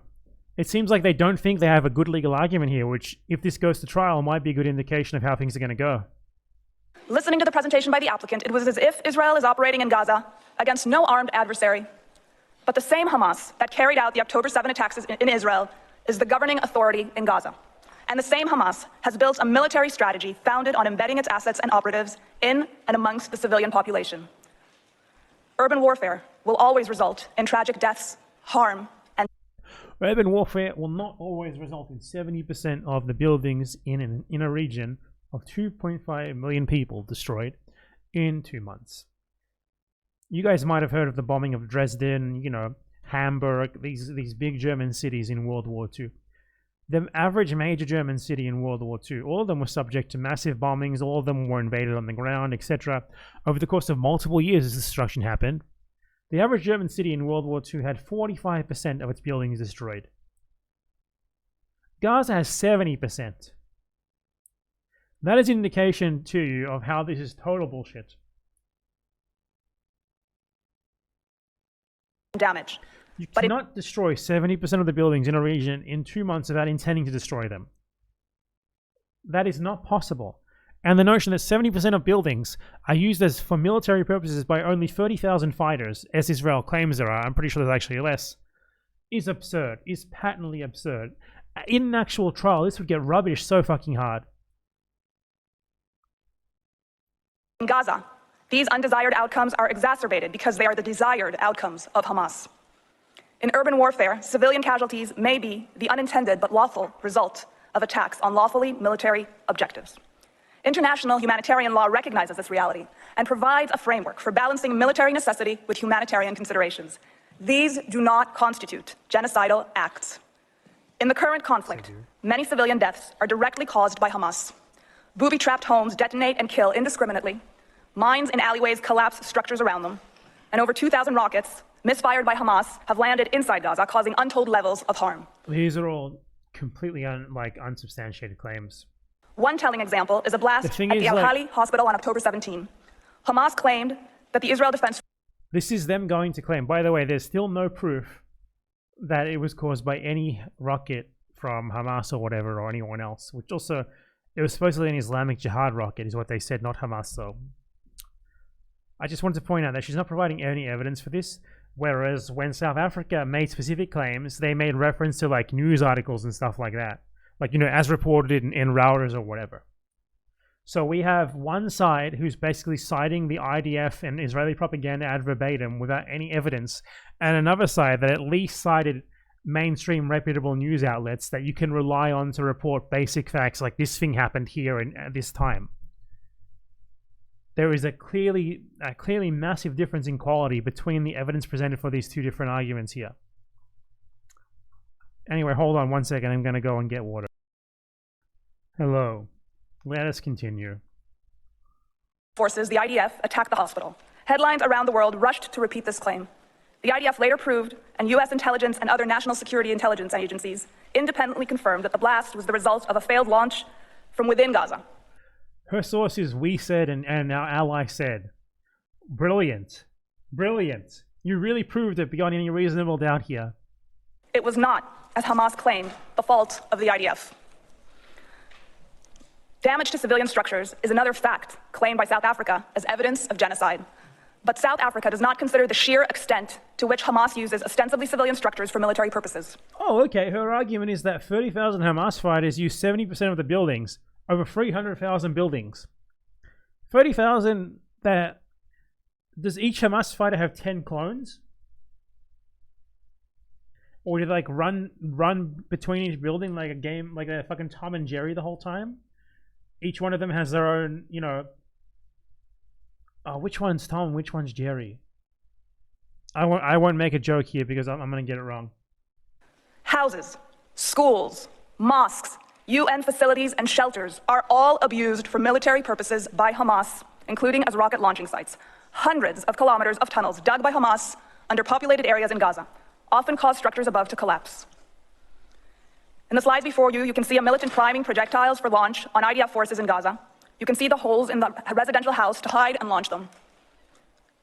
Here, you can see... So that argument is that somehow these 30,000 Hamas militants have basically misfired and destroyed these buildings themselves. This is going to be difficult to square with IDF press releases where they're like, oh, we've hit 100,000 targets so far, everyone. This is also, this image here, for example, this is obviously unverifiable. It's sourced from the IDF themselves. Everything that you see in this image is very easily transported. Very easy. What I'm saying here is it's obviously planted. It's obviously just a photo op. You know what we're gonna do? You know, this is really believable. We're gonna put this thing that literally says baby on the wall, and then we're gonna put a bunch of these easily transportable munitions next to it, and we'll take a picture, and then we're gonna present it in actual court as if it's real. This would never, ever be admissible in a real trial. They're taking the lower standards of this preliminary hearing to be able to throw this out there. Projectiles discovered underneath a bed in a child's bedroom. Here, a rocket being fired from a school. The launch site is circled in red. Do you have any evidence that it is a school, that it's them, that it's you? None of this is verifiable. Here you can see firing from a UN school. You can see the letters UN on the roof, and the fire is circled in red. And here, long-range rocket launchers hidden inside a Scouts Club building. Does anyone believe Finally, you can see part of a tunnel that runs for 4 kilometers, including nearby the Erez crossing, which is adjacent to Israel. Gaza's infrastructure has certainly been harmed during the conflict. However, South Africa would have the court believe that Israel is deliberately and unlawfully destroying homes. Yes, they would. Without cause. But harm caused to lawful military objectives and harm caused as a result of Hamas's actions is not evidence of genocide. South Africa also alleges that Israel has waged an assault on Gaza's health system. What South Africa has neglected to bring before the court, however, is the overwhelming evidence of Hamas's military use of such hospitals. Hamas. Overwhelming evidence. Hamas militants retreated to Rantisi Hospital in Gaza on October 7th with hostages from Israel. They are literally just talking about Hamas, Hamas, Hamas. We can do genocide because Hamas. That's not how this works. Honestly, this is worse than I thought it would be. For them, I mean. For them. I think in an actual trial, they're probably fucked. If this is the best they've got, if they send this team to an actual trial, they are fucked. Even if it might be possible to argue against the genocide, I don't understand. Like in an actual trial, the court would need to like approve. They'd need to verify the evidence that is being given, and they would not merely accept like an image from the IDF as if it's like true on the face of it. And held in the basement. In the slide before you, you will see a militant going into Quds Hospital with an RPG. Hamas fired at IDF forces from near and from within the Quds Hospital. At Shifa Hospital, Gaza's largest, Hamas managed operations from a closed-off area. Where's the proof of this? None. Here you can see an opening to the tunnel that ran for hundreds of meters directly under the hospital. Here, you can see the weapons found in different wings of the hospital. That's literally a steal from the video of the fucking pointing IDF spokesman guy. This is a joke. I cannot believe that they're actually showing this in a fucking preliminary genocide hearing. None of this is verifiable. The judges really, I mean, it's a preliminary hearing, so it's more relaxed, obviously, in its rules. But the judges, if they are being judges, should not take any of this into account because it is all from the IDF itself. It has not been reported on and verified by any independent news outlet. At the very least, that's the lowest standard you would ever need for something like this. And here, CCTV footage showing armed militants bringing hostages into the hospital's lobby. And more than 80 militants hiding inside another hospital, the Adwan Hospital. That hostages needed medical attention. Okay. Surrendered themselves to the IDF. And here, you can see a weapon that IDF forces discovered hidden inside incubators at the hospital. I can't believe they showed the incubator. Hey, you know what's a great fucking place to store my pistol? I'm gonna put it in the fucking incubator. They'll never look there. A lot of this, their claims here are so implausible that to be honest, like out of a skit or something. Like Hamas just has to hide their weapons. For one, Hamas doesn't need to hide weapons in normal circumstances because Hamas is the governing authority of Gaza. They're not just going to have like a million different weapon stashes everywhere at all times. For two, it's like, oh, they put this weapon stash in a baby's crib. Why? Why would you put a gun in an incubator? Precisely in an incubator. Why not in like a storage unit next to the incubator? Why specifically inside the incubator? Was the militant afraid that like Israel would airstrike the incubator? Or that like Israel would airstrike the cupboard next to the incubator but not the incubator? Is that it? What's the logic here? It's so incoherent. Hospital has admitted that numerous members of hospital staff belong to Hamas's military wing. In the Indonesian hospital in the neighborhood of Jabalia, Hamas forces managed their operations from that hospital until the IDF reached it. IDF forces recovered the bodies of 5 murdered hostages from a tunnel dug underneath the hospital. Again, none of this is even remotely proven. They've shown no evidence for this. As I said, preliminary hearing, they're allowed to say what they want. But the judges should not take any of this into account. They should discard it offhandedly if they're being objective. Basically, 90% of what she's saying here can be thrown out completely. The list goes on. In every single hospital that the IDF has searched in Gaza. That's what I meant. South Africa made citations of news outlets, of academics, actual academics examining facts, stuff like that. All that she's doing is saying, this is what happened, dude, trust me. There's no way that any of this should be considered at all by the judges. It has found evidence of Hamas military use. The difference in quality between the two arguments, between the evidence being presented, is absolutely gobsmackingly different. Like, it's huge. They can't even be considered on the same level. Israel is acutely aware that because of Hamas's use of hospitals as shields for its military operations, in grave violations of international humanitarian law, patients and staff are at risk. This is why the IDF has reached out to every hospital and offered assistance in relocating patients and staff to safer areas. Hospitals have not been bombed. Rather, the IDF sent soldiers to search and dismantle military infrastructure, reducing damage and disruption.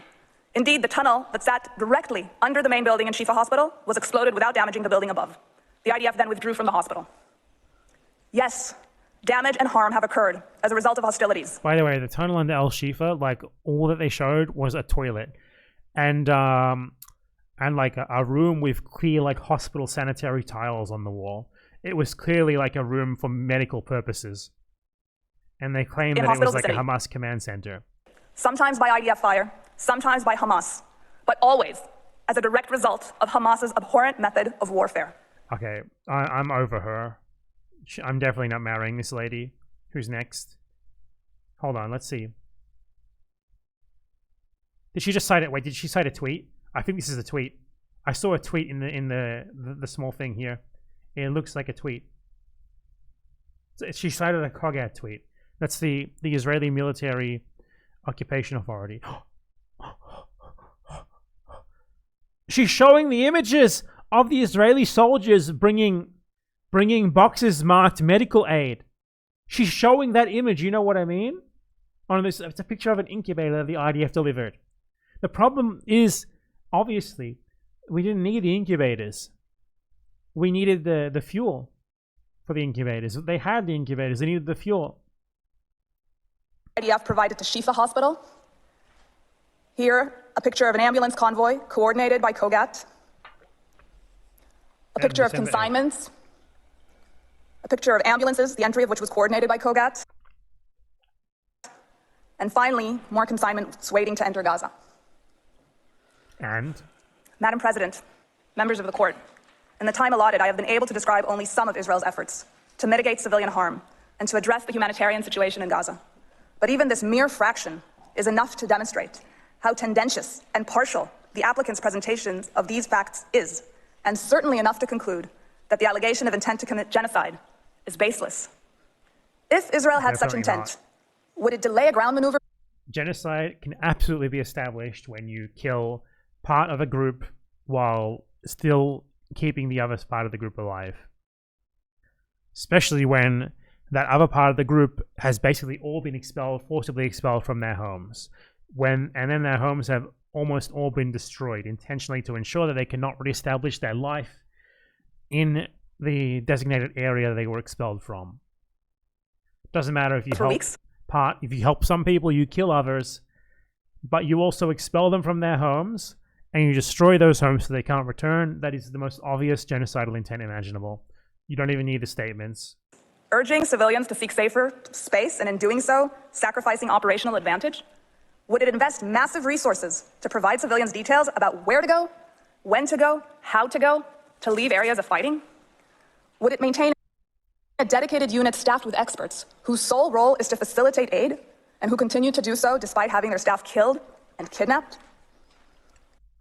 Did you know that preceding the Srebrenica genocide, a genocide ruled as a genocide both by the ICJ and the ICTY, Serbian forces first allowed all women, children, and elderly to leave through what they called a humanitarian corridor, exactly as Israel calls their thing here, that they're saying that we can't do genocide because we let some people escape through this humanitarian corridor. Well, there's literally an ICJ precedent where that's not the case, so kind of bad there. When a population is ruled by a terrorist organization that cares more about wiping out its neighbor than about protecting its own civilians. All right, I'm over her. Who's next? This guy. Its systematic strategy of prosecuting war from under and within the civilian population exposes civilians to great risk, and it has brought about. This is a trial. They think this is a trial against Hamas. That's the only way that I can say. They think this is a trial against Hamas. They're not contesting the facts. They're not contesting the facts of the actual genocide. Let's see if he has anything substantial. The scope and intensity of the hostilities has been decreasing. Israel's defense minister said last week that Israeli forces would be shifting from the intense maneuvering phase of the war. Last week, after this trial was announced, after South Africa activated the Genocide Convention. That's another thing with charge of genocide. What matters is, one, what happened and the intent when it happened. You can't take back genocidal acts. You can't take back genocidal intent. Israel has seemed to be operating on the assumption that you can, given the statements that they've recently been making and stuff like that. So, irrelevant. Toward, and I quote, different types of special operations. This statement, made in an interview to international media, is found at tab 16A of the volume submitted. It doesn't matter. If it's made after December 29th, doesn't matter. Irrelevant to this case. This week, on 8 January, the spokesperson for the Israeli military confirmed. This is exactly what I thought. I started seeing them making all these statements on Twitter that were like, oh, we are trying to help civilians. We love civilians. Israel is the most moral army in the world. We love Palestinian civilians. They are our brothers. Ever since December 29th, when South Africa made their submission, that's what they've been doing on their social media. And it seemed really obvious to me that it was as a reaction to the genocide trial. And here you see them directly citing these statements in the actual preliminary hearing for the genocide trial. Because that's the only reason why they're making them, is so they can then cite them here and be like, we don't have genocidal intent. That's not how this works, though. Because you can't take back genocidal intent. You can't take back genocidal acts carried out with genocidal intent.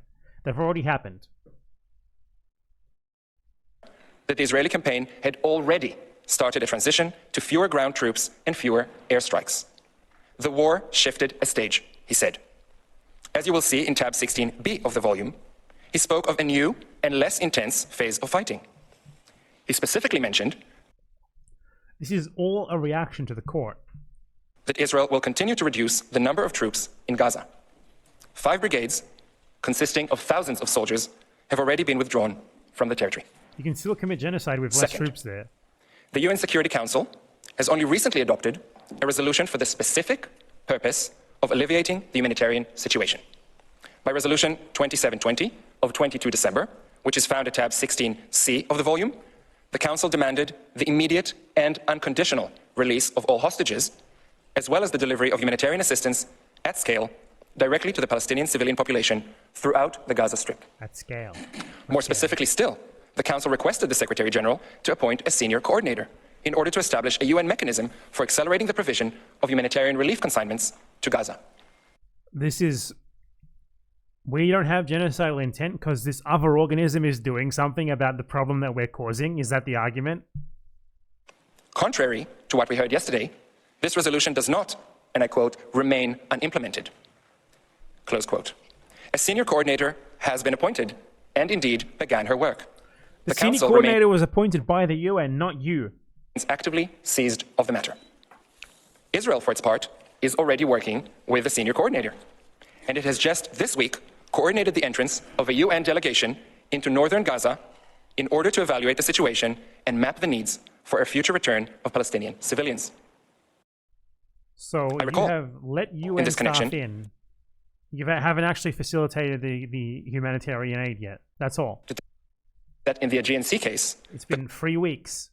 Court found that it was not necessary to indicate provisional measures where the government in question showed willingness to act in accordance with the recommendations of the Security Council concerning the matter before the court. All these recent developments indicate that the facts, as they presently exist, do not call for awarding interim relief. His argument here is that, okay, sure, we did genocide, but we're stopping genocide now. So there's no need for you to tell us to stop. They also suggest that the difference between the present case and earlier cases that have come before you are very clear. Finally, the lack of urgency within the meaning of the court's case law is further demonstrated by assurances provided before you today by Israel's co-agents. They could not be clearer in stating that Israel remains bound at all times by its international legal obligations.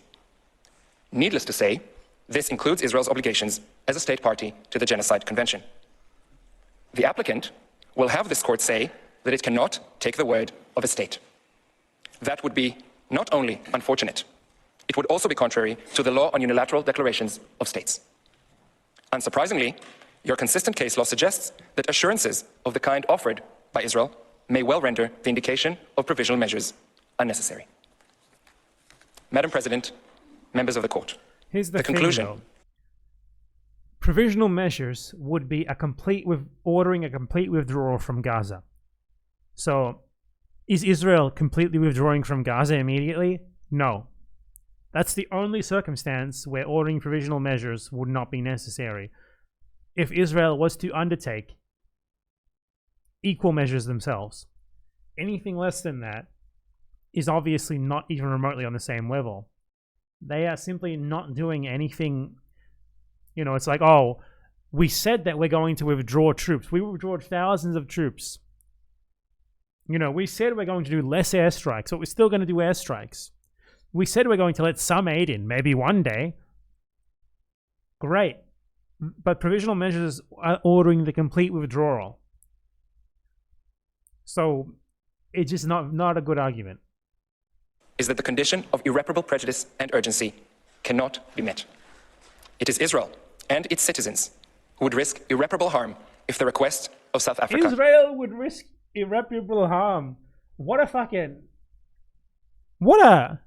an absolutely, like, just disgusting thing to say. What a Weasley little fucking rat. Unbelievable.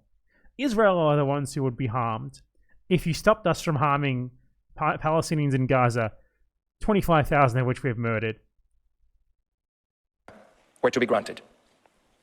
Madam President, distinguished members of the court, that concludes my statement. I thank you for your kind attention, and I ask that you now invite Mr. Staker to the podium. I thank Mr. Sender, and I now invite Mr. Christopher Staker to take the floor. Okay, who's next? It's another guy with a wig. It's a wig, man. It's a Brit. The Brits love their wigs, don't they? Leaving the other party free to continue attacks, which it has a stated intention to do. The South Africa request.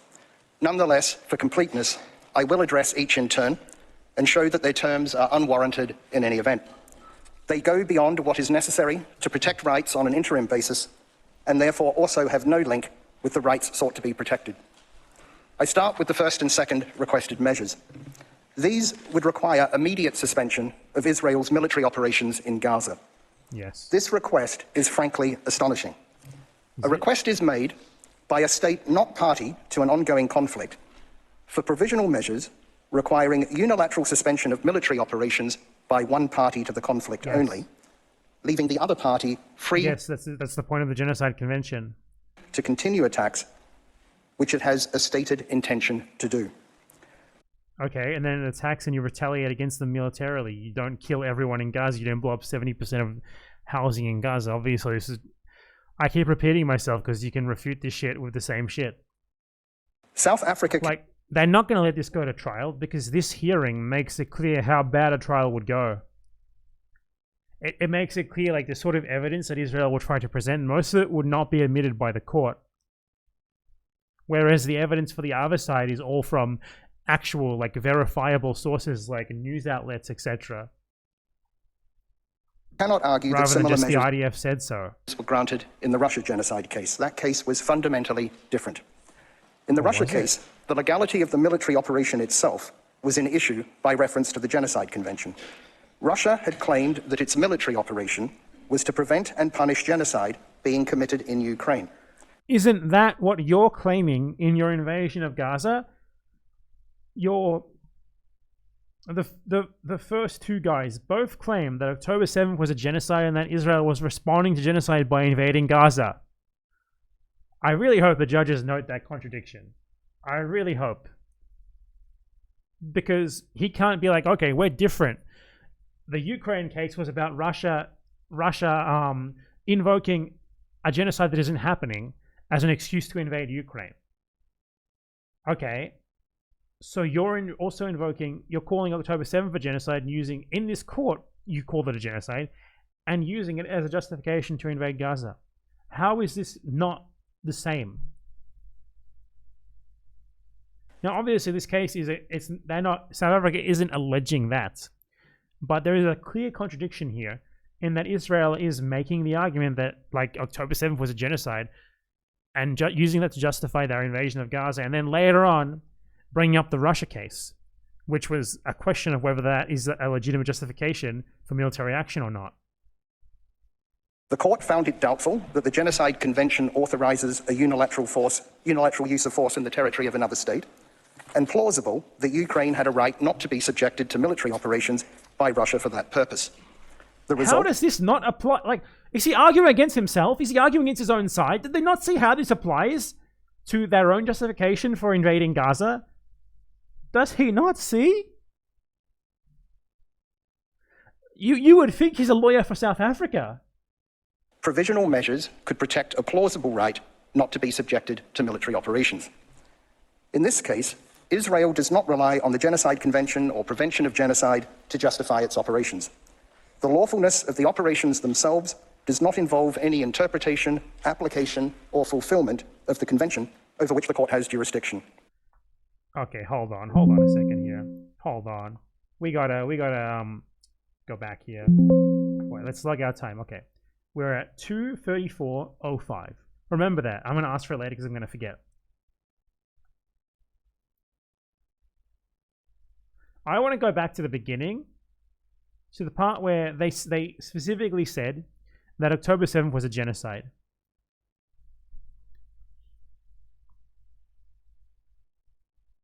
Different from all that went before. The truth is that if there has been any genocidal activity in this situation, it was the events of 7th of October.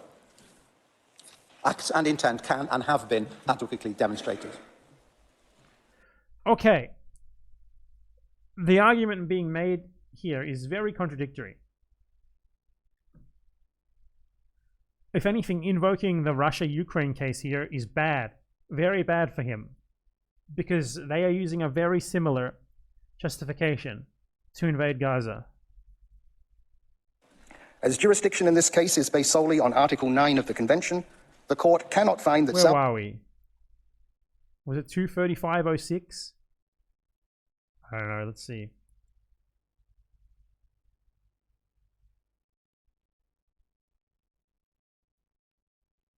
(2:34:05) being conducted at all, in order, according to South Africa, to secure the humanitarian— As jurisdiction in this case is based solely on Article 9 of the Convention, the court cannot find that South Africa or Palestinians in Gaza have a plausible right of the kind in the Russia case.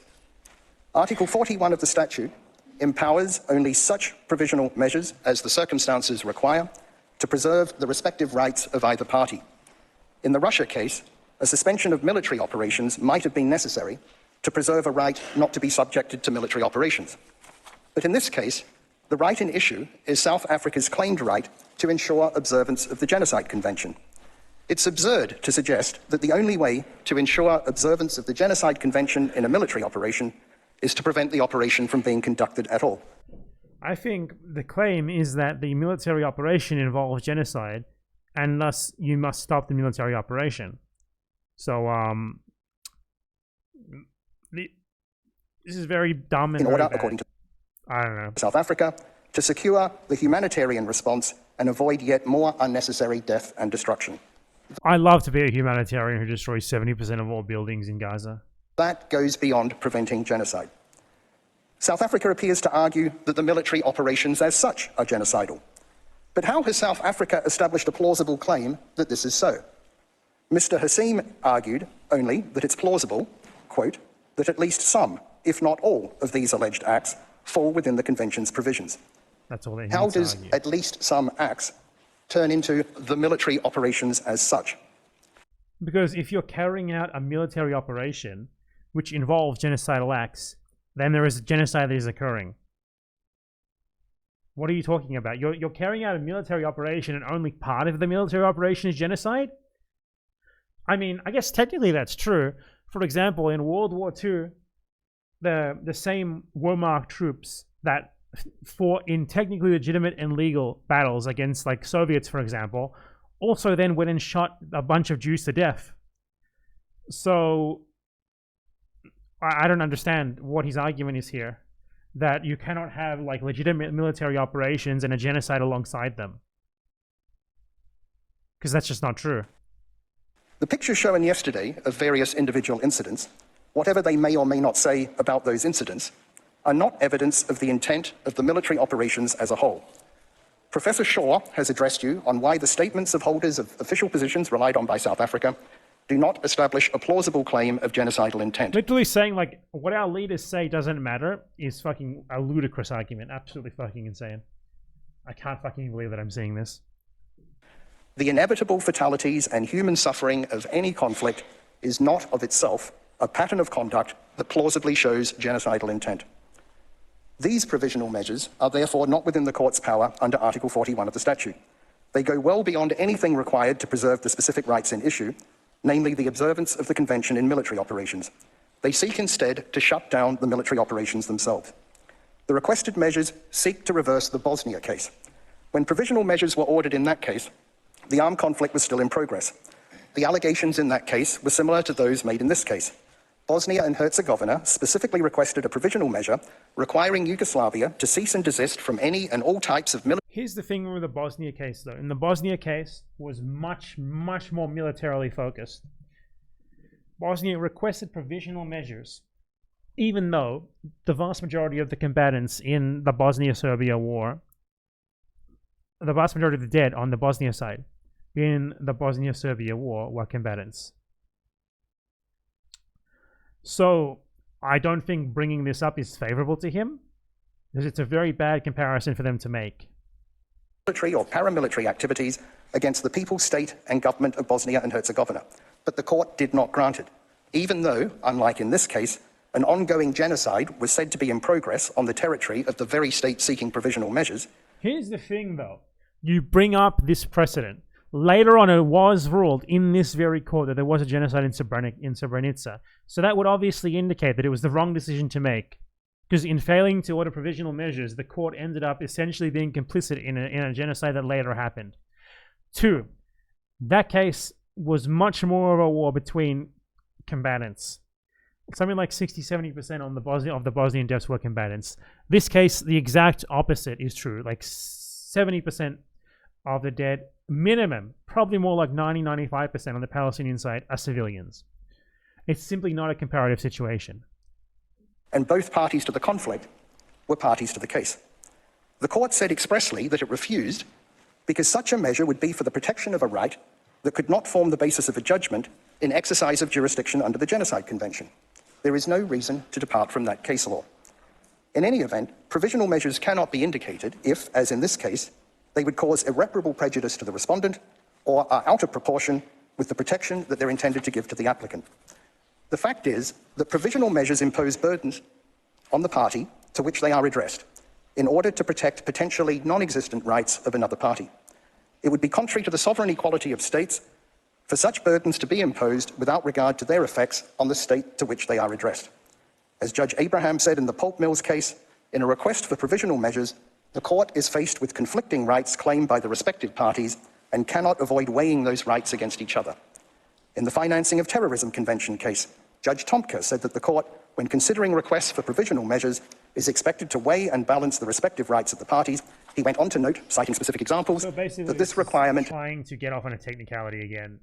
They're giving the judges like an ample amount of ways out with these technicalities, like ways to avoid actually dealing with the facts and just be like, okay, sorry, but we don't think we have a jurisdiction for X reason, rather than making a judgment based on the facts on whether there's a plausible chance that genocide is occurring.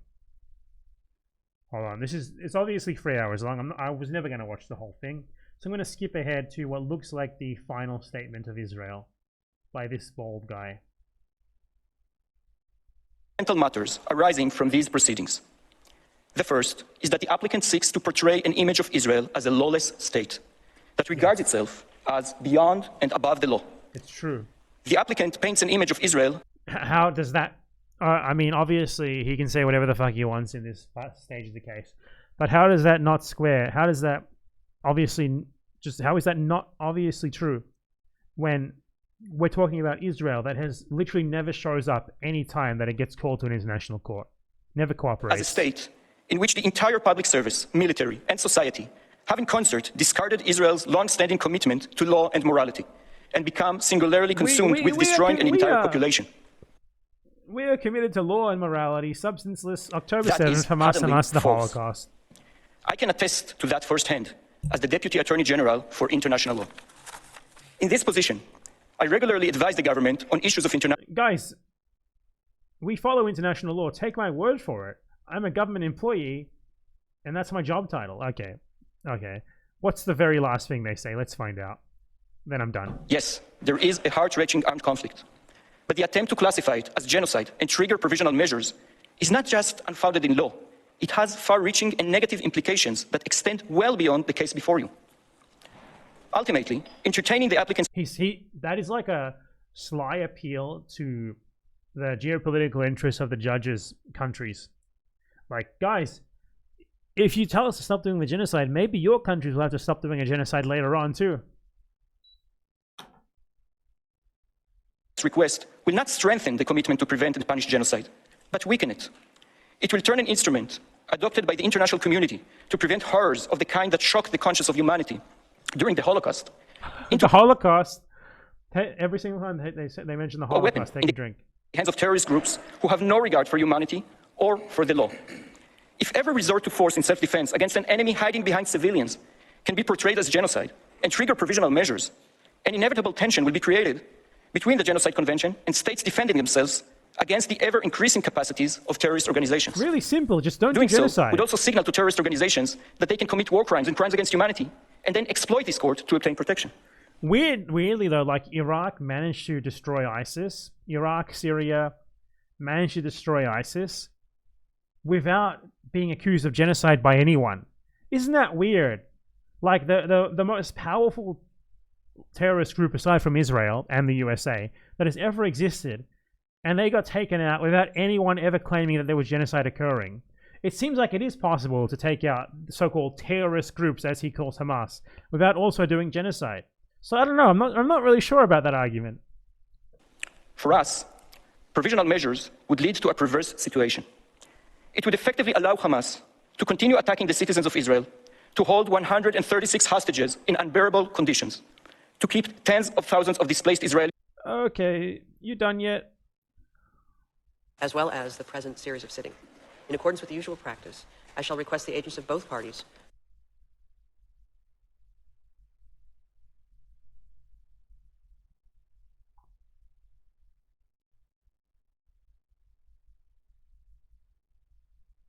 belittled in this way. And the faith that has been placed in international law and its institutions is too cherished an asset to be squandered. We appeal to this court not to be taken down that dangerous road. Madam President, members of the court, for all the above reasons, Israel requests the court, in accordance with Article 6... He's basically making an argument here, which you might not notice if you don't really know what to look for. He's appealing to the judge. These judges, every ICJ judge is appointed by their, they're from a specific country. So they have a tendency, though not always, there's cases where they don't. They have a tendency to vote along political lines. At least, I wouldn't say it's 100%, but they're all very obviously biased in their own ways towards the interests of their own country. So he's like, basically, if we set a precedent here, this could be used against you guys later. And that's what he's sort of slyly saying here. I will say, there have been cases that I've looked at where the judges voted differently to how you would think them to. Well, not exactly. Like, there was a case in the 80s, Nicaragua against the USA, where Nicaragua accused the US of funding, trading the Contras, etc., and also mining the Nicaraguan territorial waters. And the US lost that case on most of the counts.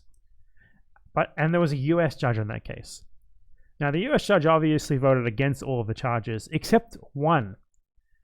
he voted for one provision that explicitly said that the US had violated international law in this one instance. I don't remember specifically what it was. So that's like an example of how even when obviously the judge is voting along political lines, they can still come to they still do sometimes come to a finding that is against the interests even of their own country. Like obviously it wasn't good for the US to have their own judge rule them guilty of violating international law, even if it was even if it was just only this one out of like 18 different things that they were charged with doing. So the court is biased, but the thing is, this is also the highest stakes ICJ case ever, really, for the US, for Europe, for all of these countries. So if there's ever an ICJ case that they are going to consciously rig rather than just sort of that will be passively biased because of the judges, it's this one. So I don't know. Paragraph 2 of the rules of the court, for the reasons given during the hearing of January 12, 2024, and any other reasons the court might deem appropriate. 1, to reject the request for the indication of provisional measures submitted by the... It's over. That's, he's just saying, don't do any blah, blah, blah. All right. That's all I'm going to watch of this. We've watched a lot, probably like 2 hours. I think we watched the majority of it at least. That's it was basically terrible arguments, facts, claims of fact thrown out with absolutely no backing of them beyond the word of the Israeli state, which would never be accepted in any reasonable court as real evidence.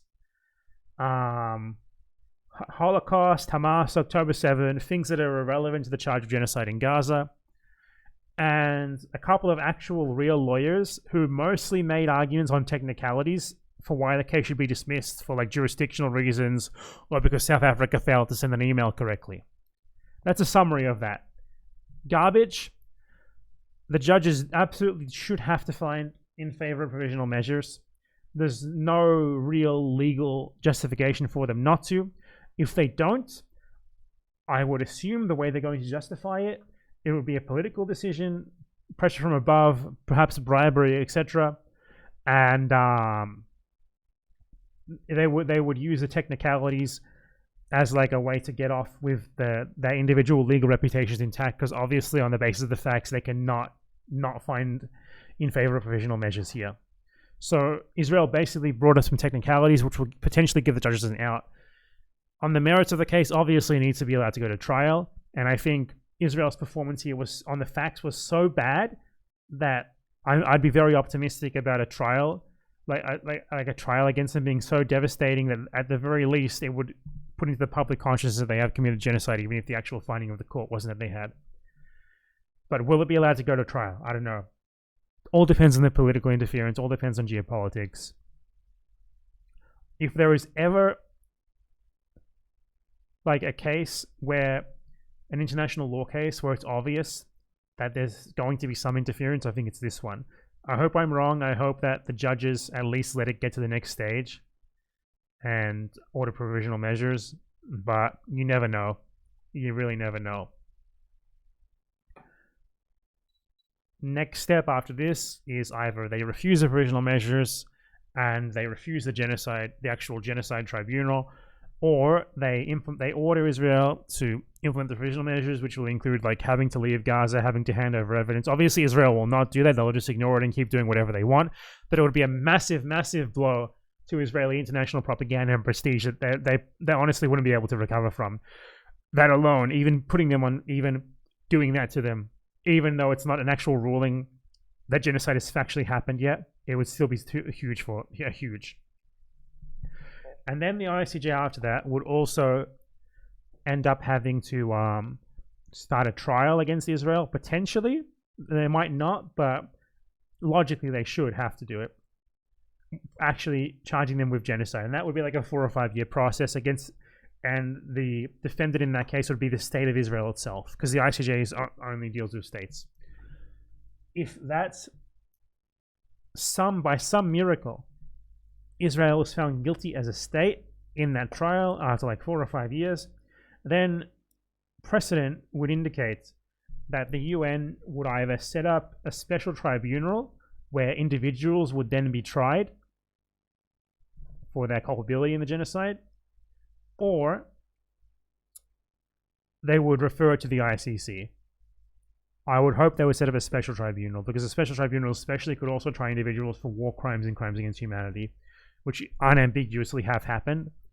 So if this got to that stage, you would have an opportunity, like, basically to put every single Israeli official and soldier in jail, which is what needs to happen. That's all very optimistic. It's all a political question. This is a very political question, much more so than a legal one. I already made the legal argument. From here on, it's a question of how will politics affect this or not. So yeah, that was a complete joke. Hamas, Holocaust, October 7th, all irrelevant bullshit. Irrelevant bullshit, completely unevidenced facts, and appeals to technicalities. Incredibly weak, horrible, garbage. Anyway, that's it. I just wanted to go over that because, you know, I made the video of making my own case for genocide recently. So I wanted to see how Israel defends itself from the charge, and I was not impressed at all. Pathetic. So, yeah. Bye, everyone.